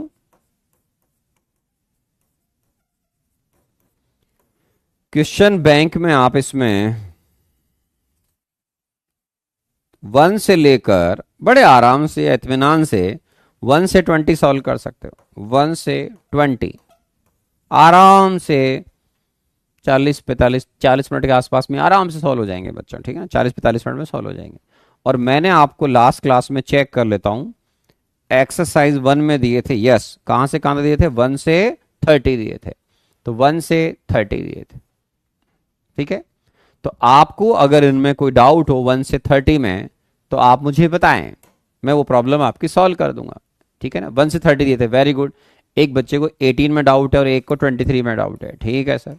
ये इजी क्वेश्चन है, आने चाहिए, मेहनत करेंगे तो आ जाएंगे। पुराने चैप्टर्स का भी रोल इसमें कभी कभी आया था, थर्मोडाइनमिक्स कभी कभी आया था, कभी कभी रिडॉक्स आया था, आने का आया था इसके अंदर, तो ये तो है खास बात इसकी, है ना। तो 18 और 23 पूछे बच्चों ने, ओके। 23 बता रहे हैं। तो देखिए, जो प्रॉब्लम इजी बताता हूं मैं आपको। 18 जो प्रॉब्लम है, ठीक है ना, ओके। ठीक है ना। 13 तो बेटा डायरेक्ट फॉर्मूला, ऋषभ 13 अपने आप सॉल्व करो। 13 में एक बच्चा पूछा, शर्म आनी चाहिए आपको 13 के अंदर। 13 में ये पूछा गया बेटा, calculate the equilibrium constant and also find the maximum work that can be obtained by cell reaction. तो पढ़ाया नहीं था क्या, delta G not minus R T L N K बराबर होता है, पढ़ाया था ना। या ये पढ़ाया था कि इक्विलिब्रियम पर ई नॉट की वैल्यू क्या होती है 13। तो इक्विलिब्रियम कांस्टेंट निकालना है तो एक ऐसे भी निकालते हैं ना, E naught cell 0.0591 divide by n log K. सारी बातें सिखा रखे हैं आपको, थोड़ी बहुत पढ़ाई कर लो बेटा, है ना। चलिए क्वेश्चन नंबर 18 पे बात करता हूं। 18 कौन सा है देख लेता हूं, क्या पता ये भी इजी हो। दो वैसल है मेरे बच्चों, इसका मतलब जिस बच्चे ने पूछा उसको आयनिक नहीं आता है। 18 में दो वैसल हैं 500 ml दोनों में, 0.5 मोल एनिलीन को आपने पानी में डिसॉल्व कर रखा है, ठीक है, and 25 millimoles of HCl are added. Okay, तो ये तो बड़ा आसान क्वेश्चन हो गया। दो हाइड्रोजन इलेक्ट्रोड कनेक्ट किया गया है। अरे तो नालायक हो, एनिलीन आपको दे रखा था तो C6H5NH2 एक्वस, यही हो गया। अब इसका आप पानी में डिसॉल्व कर रहे हो, कितना है बेटा 0.5 मिलीमोल्स, मतलब 0.5 इंटू 10⁻³ डिवाइड बाय, ये तो मोल्स हो गए, moles divide by volume in litre, ये आ गया मेरे बच्चों। तो ये कंसंट्रेशन क्या आ गई 0.3 m, ठीक है। तो आपने मिलीमोल्स को मोल्स में कन्वर्ट कर लिया और moles divide by litre concentration आ गई, ठीक है। वीक बेस है, केबी का वैल्यू आपको मालूम होना चाहिए, दे रखा होगा सामने वाले ने, ठीक है, दे एग्जाम में दिया जाएगा आपको। दूसरे में क्या हो रहा है, HCl मिलाया, तो HCl की कंसंट्रेशन निकाल लो।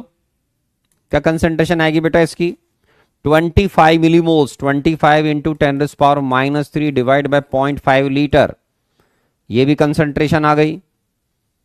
तो आपने तो हाइड्रोजन इलेक्ट्रोड पढ़ा हुआ है ना बेटा, ई सेल क्या होता है पढ़ाया तो था, E cell 0.0591 divide by 1 pH LHS minus pH RHS, लगा फॉर्मूला, और पीएच भी निकाला नहीं आता तो फिर तो कुछ नहीं होता आपका। या ऐसे लिख ले 0.0591 divide by 1 log H plus ion RHS divide by H plus ion LHS। Class में थ्योरी पढ़ाई थी बेटा।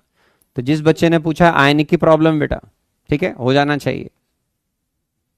हाँ वॉल्यूम ml में तो लीटर में कन्वर्ट कर लेना बेटा, 0.5 लीटर हो गया वो। Moles divide by volume litre concentration, moles divide by volume litre concentration बेटा। तो ये तो सीधा सीधा आपको H प्लस आयन मिल गया एक कंपार्टमेंट का। वीक बेस में फॉर्मूला तो याद है ना बेटा, वीक बेस में POH का फॉर्मूला होता है half PKB minus log C, ठीक है, और फिर pH क्या होता है 14 माइनस POH। भगवान के लिए थोड़ा आयनिक पढ़ लेना बेटा, जो बच्चे पूछ रहे हैं उनका बेसिक बहुत कमजोर है आयनिक का, ऐसा लग रहा है मुझे, तो वो आयनिक को जरूर पढ़ लें, ठीक है, हो जाएगा सर। ओके ठीक है सर, तो ये वाला पार्ट हो गया सर। अब इसमें हो गया सर, 18 हो गया सर। सर 13 में इक्विलिब्रियम कांस्टेंट 10 के पावर में आ रहा है, वो भी नॉन इंटीजर, तो आगे कुछ, हाँ तो एग्जाम में आपको डेटा इजी करके दे जाएंगे ऋषभ, ठीक है ना, वो आपको एग्जाम में डेटा इजी करके दे जाएंगे, घबराए नहीं, ठीक है ना। आयत्य जो बोल रहा है, ऋषभ जो भी बोल रहा है वटेवर, तो टेंशन ना करें आप, आपको एग्जाम में जो है वो डेटा इजी करके दे जाएंगे। आपको आना चाहिए ई नॉट सेल कैसे बनाते हैं, ठीक है, और आपने पढ़ा हुआ है कि ई नॉट जो सेल है वो आपका ये होता है, एन देखना आता ही होगा आपको, के निकल जाएगा बेटा, और delta G not electrical work के बराबर होता ही पढ़ा हुआ है, डब्ल्यू इलेक्ट्रिकल या यूजफुल, क्लास में बता रखा है ना। तो एग्जाम में डेटा इजी करके आएंगे तो आपसे सॉल्व हो जाएंगे, घबराने की जरूरत नहीं है, ठीक है ना। ऐसा कुछ खास है ही नहीं उस प्रॉब्लम के अंदर, नहीं तो मैं ही बताया था। 18 के बाद एक बच्चा बोलता 25 बताओ सर, 23 थोड़ा सा सॉल्व करने वाला प्रॉब्लम है इलेक्ट्रोकेमिस्ट्री के हिसाब से। 23 में मेरे बच्चों डेल्टा आर रिएक्शन निकाल लो पहले, माइनस NF E0 सेल, ठीक है। इस सेल रिएक्शन का निकालोगे तो एन का वैल्यू देखना आना चाहिए आपको। रेडॉक्स पढ़ा हुआ है बेटा। 4 मोल एल्यूमिनियम है, वो 0 से +3 में जा रहा है, तो 12 मोल इलेक्ट्रॉन रिलीज कर रहा है। ये 12 मोल इलेक्ट्रॉन कौन गेन कर रहा है बेटा? ऑक्सीजन। तो यहां पर एन का वैल्यू 12 फेराडे 196500 कूलम्स। और ई नॉट सेल आपको दे रखा है बेटा 2.73। ठीक है, तो यहां पर हमारे पास ये जूल में आ जाएगा। ठीक है, आ जाएगा फर्स्ट क्लास। अब इस रिएक्शन का जो डेल्टा आर जी नॉड है, कौन सी रिएक्शन का बेटा? 4Al 3O2G plus 6H2L plus 4OH minus converting into 4Al OH4 minus aqueous, ऐसा दे रखा है बेटा। तो तुमको ये आना चाहिए कि डेल्टा आर जी नॉट तो आ ही गया। पहले ये देखो अभी किसके बराबर हो, क्लास में सिखा रखा है 4 into delta G F naught of AlOH4 minus minus इसका 0 हो जाएगा बेटा, माइनस आपको वाटर का भी दे रखा होगा। ठीक है, तो एल्यूमिनियम का क्लास में पढ़ा रखा है, एल्यूमिनियम का 0, ऑक्सीजन का 0, 6 into delta G F naught of water हो जाएगा बेटा, -4 into delta G F naught of OH minus हो जाएगा एक्वस। ठीक है, तो अब चेक करो मेरे बच्चों तुमको क्या क्या दे रखा है। Delta G F naught of OH minus दे रखा है, yes sir. Delta G F naught of water दे रखा है, यस सर। तो डेल्टा जी एफ नॉट यहां से निकल जाएगा बेटा, है ना। ठीक है, आराम से देख लीजिए। और उसके लिए आपको ये फॉर्मूला लगाना था बस। थर्मोडायनेमिक्स रेडॉक्स पढ़ने के बाद इसमें कुछ भी ऐसा खास नहीं है कि मेरे अच्छे बच्चे इस प्रॉब्लम को सॉल्व नहीं कर पाए। ठीक है, तो 23 भी हो जाएगा। ठीक है, 18 में डायरेक्ट फॉर्मूला थोड़ी लगेगा भाई। 18 में पहले तू प्रॉब्लम पीएच की सॉल्व करेगा, पहले पीएच तो निकाल भाई मेरे। पहले तू एक कंपार्टमेंट की पीएच तो निकाल। एनिलीन वीक बेस है, मूर्ख बेवकूफ कहीं के। पढ़ाई कर रहा है कि मजाक कर रहा है, पेरेंट्स के पैसे बर्बाद कर रहा है। वीक बेस की पीएच निकालनी है तेरे को, हैं? ऐसे क्यों करते हो मेरे लाल? इतने प्यार से पढ़ा रहा हूं उसके बाद भी इतनी घटिया हरकतें करते हैं। कोई बिल्कुल पढ़ना ही नहीं है क्या आप लोगों को आयनिक वायनिक बिल्कुल भी? है चलिए 22 सारा सिखाया था, 22 में यही करोगे आप। Delta R G not her जगह लगाओ। रिएक्शन का क्लास में एप्लीकेशन सिखाई थी मैंने, -NFE नॉट, बस ये लगा के सॉल्व करो। रेडॉक्स पढ़ो, सिंपल 22 हो जाएगा। 23 बता ही दिया मैंने, पढ़ते ही नहीं यार बिल्कुल भी। और बताएं कौन सा रह गया? तो सारे क्वेश्चन ये जो थे वो आपके एक जैसे ही थे। ओके, 22वां बिल्कुल सिंपल, जैसे क्लास में सिखाया था। डेल्टा जी नॉट को बराबर करो, डेल्टा G1 नॉट 2 3 के बराबर करो, delta G not -NFE not लगाओ, बस इतना ही करना है भाई, कुछ स्पेशल नहीं है। नहीं हो पा रहा मतलब जेई मैन क्लियर नहीं होगा, वेरी सिंपल। अगर आपसे बेसिक फॉर्मूले भी नहीं लग रहे हैं and you are unable to identify the value of N, it's mean आप जेई मैन भी क्लियर नहीं कर पाओगे। तो ये सिंसियर आपके लिए एडवाइस है कि ढंग से पढ़ें भाई, एन की वैल्यू तो देखना सीख जाओ, इतना पढ़ लिया रेडॉक्स। 21 में क्या है बेटा? 21 एक बच्चे ने पूछा है, ये हाइपोथेटिकल क्वेश्चन दिया है। सामने वाला क्या बोल रहा है कि तुम्हारे पास जो ZnSO4 का सॉल्ट होता है इसके अंदर एक्वस, उसकी कंसंट्रेशन दे रखी है बेटा 0.1 m, लेकिन ये बोलता है कि इसको आपको एज्यूम करना है कि ये 20% ही आयनाइज होगा। तो अगर ये 20% ही आयनाइज होगा तो इसका सीधा मतलब होता है कि आपके पास इस आयन की कंसंट्रेशन केवल 0.02 m होगी। जिस बच्चे ने पूछा उसकी हेल्प कर रहा हूं, केवल ये लेनी है आपको। वरना क्या होता है बेटा एग्जाम में, salt is strong electrolyte, 0.1 m लिखोगे मतलब Zn2+ की कंसंट्रेशन 0.1 होगी। लेकिन यहां पर एज पर गिवन करना पड़ेगा, एज पर गिवन। ठीक है, बाकी का पार्ट आसान है, आपको आना चाहिए। Zn2+ 2 इलेक्ट्रॉन गेन करके अगर Zn में जाएगा मेरे बच्चे तो इसका E नॉट या E Zn2+ Zn Nernst equation लगा देना, इसलिए तेरे से सॉल्व नहीं हुआ होगा। आयनिक फिर कमजोर है बेटा, -0.0591 डिवाइड बाय 2 log 1/0.02, ये लो, इससे सॉल्व करना बेटा आंसर आ जाएगा। एक एक लाइन के प्रॉब्लम कुछ बच्चों से सॉल्व नहीं हो रहे हैं। क्या दिखा इंडिकेशन दे रहा है वो? या तो रेडॉक्स नहीं आया उनको, या उनको आयनिक नहीं आता है, सारा पता लग रहा है बेटा, है ना, पाप नजर आ रहे हैं आपके। तो ये 20% सॉल्ट को आयनाइज करना है मेरे लाल, जिस भी बच्चे को नहीं आया। तो आपके पास आयन की कंसंट्रेशन केवल 0.02 होगी। इस हिंट के बाद फिर ऐसे सॉल्व करना है बेटा, ठीक है? हो गया भाई साहब, खत्म। अभी बच रहा है शायद एक ने। अरे बाप रे, Arif Ansari question number 29, 20 the people Sen 25 में बताता हूं बेटा।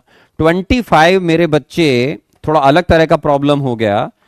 इसमें खास बात नोट करो मेरे लाल, 25 को सिंसियर बच्चा लग रहा है कि बेटे ये ऐसा दे रखा है ZnHg, इसको बोलते हैं जिंक अमलगम C1, फिर साथ में Zn2+ एक्वस लिखा हुआ है, इधर लिखा हुआ है ZnHgC2। तो इसमें बेटे इलेक्ट्रोड का एनवायरमेंट अलग है। मैंने क्लास में बोला था इलेक्ट्रोड का एनवायरमेंट मतलब ये एक अलग तरह के कंपोजिशन का इलेक्ट्रोड है और ये एक अलग तरह के इलेक्ट्रोलाइट कंपोजिशन है। ये इलेक्ट्रोलाइट कॉमन है, ये इलेक्ट्रोलाइट कॉमन है। इसका नाम है इलेक्ट्रोड कंसंट्रेशन सेल। क्या बोलते हैं बेटा? Electrode concentration cell. मैंने जब आपको हाइड्रोजन इलेक्ट्रोड बताया था बेटा, तो उस स्टैंडर्ड हाइड्रोजन इलेक्ट्रोड में हाइड्रोजन गैस का जो प्रेशर अलग रखा था, that was also electrode concentration cell. मैंने सिखाया था कि इलेक्ट्रोलाइट अगर कॉमन है दोनों के बीच में, that is called electrode concentration cell. तो अब आप क्या करोगे बेटा, एनोड की रिएक्शन में क्या लिखोगे? ZnHgC1, ये तो कॉमन है दोनों के बीच में, तो वॉट एवर कंसंट्रेशन मायने नहीं रखती, कैंसिल हो जाएगी। कैथोड पर क्या होगा बेटा? Reduction, Zn2+ aqueous, 2 electron gain करके ZnHgC2, ठीक है? दोनों रिएक्शन को जोड़ दो मेरे बच्चे, तो सेल रिएक्शन आएगी। इसको बोलते हैं बेटा zinc amalgam. Zinc amalgam anode और कैथोड पर जो है, उस जिंक अमलगम की कंसंट्रेशन अलग अलग है, उसकी मिक्सिंग अलग अलग है। तो अब कैसे करोगे? देखो, ZnHgC1 कन्वर्टिंग इनटू ZnHgC2, ये आपकी नेट रिएक्शन आ गई, ठीक है? अब तुमने जो नस्ट इक्वेशन पढ़ा है वो लगाओ। E cell, E naught cell 0 हो गया बेटा, माइनस 0.0591 डिवाइड बाय 2 लॉग, सीधा C2/C1 लिख दो। ये लो, ऐसे कर लो, C1 C2 याद है, ये 0, तो इसको ऐसे लिखो, E cell 0.0591 divide by 2 log, ठीक है? C2 और C1 दे रखे होंगे मेरे बच्चे। C2 दे रखा है 1 ग्राम पर 100 ग्राम मरकरी, और C1 दे रखा है 10 ग्राम पर 100 ग्राम मरकरी। अब सॉल्व कर लेना बेटा। This is called electrode concentration cell. जिस बच्चे ने पूछा, इसका मतलब वो बच्चा ईमानदारी से प्रॉब्लम सॉल्व करने की कोशिश कर रहा है। Very good, very good. तो ये एक इलेक्ट्रोड कंसंट्रेशन सेल है। इसका दूसरा एग्जांपल मैंने पढ़ाया था आपको, हाइड्रोजन इलेक्ट्रोड के अंदर जब गैस की प्रेशर आपने अलग अलग रखे थे। यहां कैसे पता लगा कि इलेक्ट्रोड कंसंट्रेशन सेल है? दोनों के बीच में इलेक्ट्रोलाइट कॉमन है, नो डबल वर्टिकल लाइन, दोनों कहीं कोई सॉल्ट ब्रिज नहीं है। इसका नाम है इलेक्ट्रोड कंसंट्रेशन सेल। इलेक्ट्रोड में जो जिंक को मरकरी में मिक्स किया गया है, जिसको हम बोलते हैं जिंक अमलगम, उसकी कंसंट्रेशन अलग अलग रखी गई है, ठीक है? अब चेक करके सॉल्व कर लेना, ठीक है? चलिए 25 हो गया। लास्ट क्वेश्चन 29 तो क्लास में पढ़ाया था ना, क्यों रे मेरे लाल? व्हाट इज द रेशियो सब, तो ये तो क्लास में पढ़ाया था ना 29। अरे भाई 29 तो क्लास में कराया था ना, एक तरीका, इसी तरह का प्रॉब्लम क्लास में कराया था। ए जी, इसका मतलब आपने पढ़ाई नहीं करी मेरे लाल। ए जी देखो, क्वेश्चन डाउट अच्छा होगा तो बताने में मजा आता है, लेकिन अब आप ऐसे पढ़ रहे हो, इसका मतलब आपने पढ़ाई नहीं करी। Br minus double vertical line, Cl minus aqueous मेरे बच्चों, AgCl है सॉलिड, और ये Ag, ठीक है? ये आ गया मेरे बच्चों। अब इसमें कहता है कि सर ई सेल, अब आपने क्लास में पढ़ा होगा, सब पढ़ा रखा है। E cell 0.0591 divide by 1 log, क्या होता है क्लास में सिखाया था derivation, Ag + n RHS Ag plus ion LHS, ये लो, पढ़ाया था क्लास में। तो मेरे बच्चे इसमें क्या करना है, ई से एल ही जीरो करना है क्या? व्हाट रेशियो ऑफ दिस है तुम्हारा वाला। तो इसको जीरो करने का मतलब होता है सीधा सीधा Ag plus ion RHS Ag plus ion LHS के बराबर होना चाहिए। ये कैसे निकलेगा? KSP of right hand side AgCl divide by मेरे बच्चे क्या लिखेगा, Cl minus left hand side KSP of AgBr divide by Br minus. यहां से प्रॉब्लम सॉल्व हो गया बेटा। दिमाग तो थोड़ा सा लगा, इतना पढ़ाया, इतने में तो IIT जी बच्चे टॉप कर जाते हैं। इतना डिटेल में पढ़ने के बाद मेटल स्प्रिंग सॉल्युबल सॉल्ट की प्रॉब्लम बच्चे कर करके अंडर 1000 2000 5000 रैंक ले आते हैं। तुमसे ही सॉल्व नहीं हो रहा है प्रॉब्लम है इतना पढ़ाने के बाद, ताज्जुब वाली बात है। इतने इजी क्वेश्चन में इतने सारे डाउट पूछ ले, इसका मतलब अभी भी कई बच्चे टाइम पास कर रहे हैं, मेहनत करने को तैयार नहीं है। जेई के हिसाब से नेगेटिव साइन है कई बच्चों के लिए, सबके लिए नहीं बोल रहा हूँ, सबके लिए नहीं बोल रहा हूँ। कई बच्चे बड़े अच्छे हैं, कई बच्चे इजी लिखते भी हैं, इजी प्रॉब्लम से हो रहे हैं इसे सॉल्व आराम से, बट कुछ बच्चे बिल्कुल एफर्ट नहीं लगा रहे हैं। उसका एक एग्जाम्पल तो ये क्लास में पढ़ा रखा डिटेल में मैंने, इस पर तो प्रॉब्लम भी क्लास में करवाई थी मैंने। तो ई सेल को जीरो करना है तो ऐसे कर दो दोनों को बराबर। ये दोनों कैसे निकलते हैं आयन कंसंट्रेशन, क्लास में सिखाया था मैंने आपको। एग्जामिनर ने इन दोनों आयन की कंसंट्रेशन का रेशियो तो पूछा है, ये लो। तो फिर केएसपी दे रखा होगा बेटा, ये देखो दोनों के, जिस बच्चे ने पूछा केएसपी दे रखे हैं। अब तू रेशियो भी नहीं निकल पाया आयन कंसंट्रेशन का तो गॉड ब्लेस यू, ठीक है। तो जिस बच्चे ने पूछा है, ये आरिफ अंसारी है, पढ़ाई वढ़ाई नहीं करता है, क्लास जरूर करता है ये, लेकिन क्लास करने के बाद दिमाग कम लगाता है बेटा। आरिफ तू बहुत कम दिमाग लगाता है, बहुत बार देखा हो तेरे डाउट में, तेरे डाउट बहुत आते हैं, तेरे को बहुत मेहनत करनी पड़ेगी। सिंसियर बच्चा है, मेहनत करो, लेकिन थोड़े एफर्ट भी लगाओ। अभी एफर्ट बहुत कम लग रहे हैं, तुम एफर्ट मुझसे लगवा रहे हो, एफर्ट तुमको लगाने पड़ेंगे जेईई एडवांस क्लियर करने के लिए। नाम से बोलो आरिफ अंसारी, बहुत डाउट पूछते हो क्लास में, मैं बताऊंगा अच्छे क्वेश्चन होंगे तो, लेकिन ये तो क्लास में पढ़ाने के बाद, और एग्जाम्पल भी कराया था मैंने क्लास में, उसके बाद अगर नहीं हो रहा इट्स मीन जेईई मैन बेटा बहुत मुश्किल है ना। क्योंकि जब तुम फिजिकल केमिस्ट्री में ऐसा कर रहे हो या crystal theory, crystal clear theory पढ़ रहे हैं, फॉर्मूले आ रहे हैं, तो फिर जेई एडवांस में तुम, जेई मैन में एडवांस मैथ्स कैसे करते होंगे यार, फिजिक्स कैसे करोगे मैथ। हाँ तो 29 ही तो आ गया, ये 29 तो चल रहा है मेरे लाल। सर जी मैंने 29 तो चल रहा है भाई, 29 चला, 23 बता दिया मैंने, 29 बता दिया। 23 रिलेटिवली बेटर प्रॉब्लम था, थर्मोडायनेमिक्स आना चाहिए। 29 इजी इसलिए था क्योंकि सीधा क्लास में पूरा डिटेल में थ्योरी पढ़ा हुआ है, तो इसलिए डिफिकल्ट क्वेश्चन नहीं माना जाएगा ये, क्योंकि आपने डिटेल में क्लास में थ्योरी पढ़ाई गई थी, या तो आप क्लास में टाइम पे नहीं आए होंगे या रिवीजन नहीं करा प्रॉपर, है ना। 29 भी हो गया सर। तो 30 तक ही दिए थे मैंने आपको, ठीक है। एक बच्चे ने 14 भी पूछ लिया, प्रतिम गांगुली ने, फटाफट बताता हूं। 14 जो क्वेश्चन है मेरे बच्चे, 14 में क्या है, ये रिएक्शन दे रखा है 2H2L plus 2 electron converting into hydrogen gas plus 2OH minus, ठीक है बेटा, ये दे रखा है। तो इसका जो ई नॉड है वो आपको दे रखा है -0.8277 वोल्ट। आज ही तो पढ़ा है कि इसको वाटर का रिडक्शन बोलते हैं, वो बोलते हैं find the value of equilibrium constant for the reaction. बेटा आज ही सिखाया। ये जो रिएक्शन आपने लिखा है जिसमें आप H2 या इसको आप लिखते हो H3O प्लस OH माइनस, आयनिक आना चाहिए। इसके कांस्टेंट का मतलब होता है, एग्जामिनर आपसे KW पूछ रहा है बेटा, जिस बच्चे ने पूछा है क्या पूछ रहा है बेटा, KW पूछ रहा है। अब देखो तुमको रिएक्शन दे रखा है, गिवन है, इसमें एक रिएक्शन जोड़ दे मेरे बच्चे, क्या, H2 gas converting into 2H plus ion plus 2 electron, जोड़ दिया आपने। इसका ई नॉट 0 वोल्ट होता है, आप बोलोगे हाँ होता है सर। इन दोनों को ऐड कर दो, इन दोनों को ऐड कर दो कि रिएक्शन क्या आ जाएगी बेटा, 2H2L converting into 2H plus ion plus 2OH minus ion. Electrochemistry में जब हम इलेक्ट्रोलाइटिक सेल पढ़ते हैं सारी रिएक्शंस को सिंगल एरो बनाते हैं, है ना, तो घबराना मत। अब इसमें 2 मोल वाटर जो है वो आपका 2 मोल H प्लस और OH माइनस में आयनाइज हो रहा है। आयनिक की लैंग्वेज में ऐसे चल रहा है 2H2L 2H plus ion plus 2OH minus, है ना। तो इसका जो डेल्टा G नॉट होगा मेरे बच्चे वो होगा RT ln KW square. Square क्यों कर रहे हैं बेटा?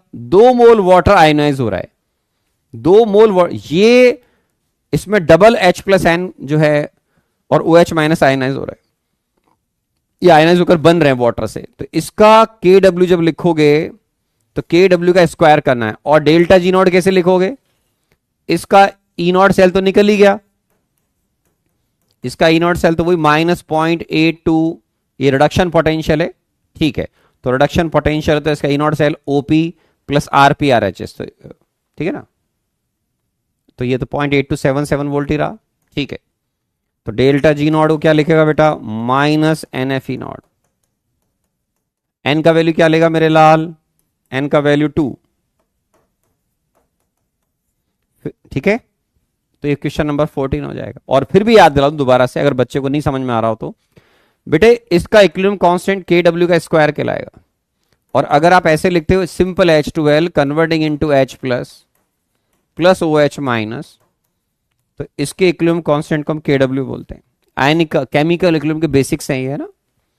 तो आप जो रिएक्शन बनाओगे मेरे बच्चे, आप उसको ऐसे बनाना, पहले ये रिएक्शन आपने पढ़ा हुआ है, आज भी पढ़ा होगा या दे रखा है तो आपको, ये रिएक्शन आपने पढ़ा हुआ है, इसका ई नॉट 0 होता है। जब भी दिक्कत आए ऐसे कर लिया करो, उन दोनों को जोड़ दो, ये रिएक्शन नेट बन गया, इसका ई नॉट सेल ही आ गया, E naught OP LHS plus E naught RP RHS, और delta G not minus RT ln KW square. Square क्यों बोल रहे हैं बेटा? स्क्वायर इसलिए बोल रहे हैं क्योंकि इसमें 2 मोल वाटर आयोनाइज हो रहा है। ये H3 प्लस बना, ध्यान रखना, H3 plus is nothing water weekly attracted with H plus ion, है ना। तो इसको इसके इक्विवेलेंट नहीं माना जाता है, इसको इसके इक्विवेलेंट माना जाएगा। तो ये दोनों में फर्क है कॉफिशिएंट का। केमिकल इक्विलिब्रियम में आपने पढ़ा होगा मेरे बच्चे, किसी भी रिएक्शन को अगर मैं किसी फैक्टर से मल्टीप्लाई कर दूं, उसके इक्विलिब्रियम कांस्टेंट नया जो होता है उसकी पावर में आ जाता है ना, ये पढ़ा होगा आपने। तो यहां से सर आपका, ठीक है मेरे बच्चे, सारा डिस्कशन हो गया सर एक्सरसाइज नंबर 1 का। अब हम नेक्स्ट क्लास में होमवर्क दे दिया, चलो मिलते हैं मेरे प्यारे बच्चों नेक्स्ट क्लास में। तो काफी क्वेश्चन आपने इजी प्रॉब्लम इसमें पूछे हैं, थोड़ा आयनिक पढ़ो मेरे बच्चों, रिवीजन करो, ठीक है। जय हिंद, खुश रहो मेरे बच्चों, लेकिन मेहनत ज्यादा करो, आयनिक पढ़ो, रिडॉक्स पढ़ो साथ में, ठीक है। Thank you very much.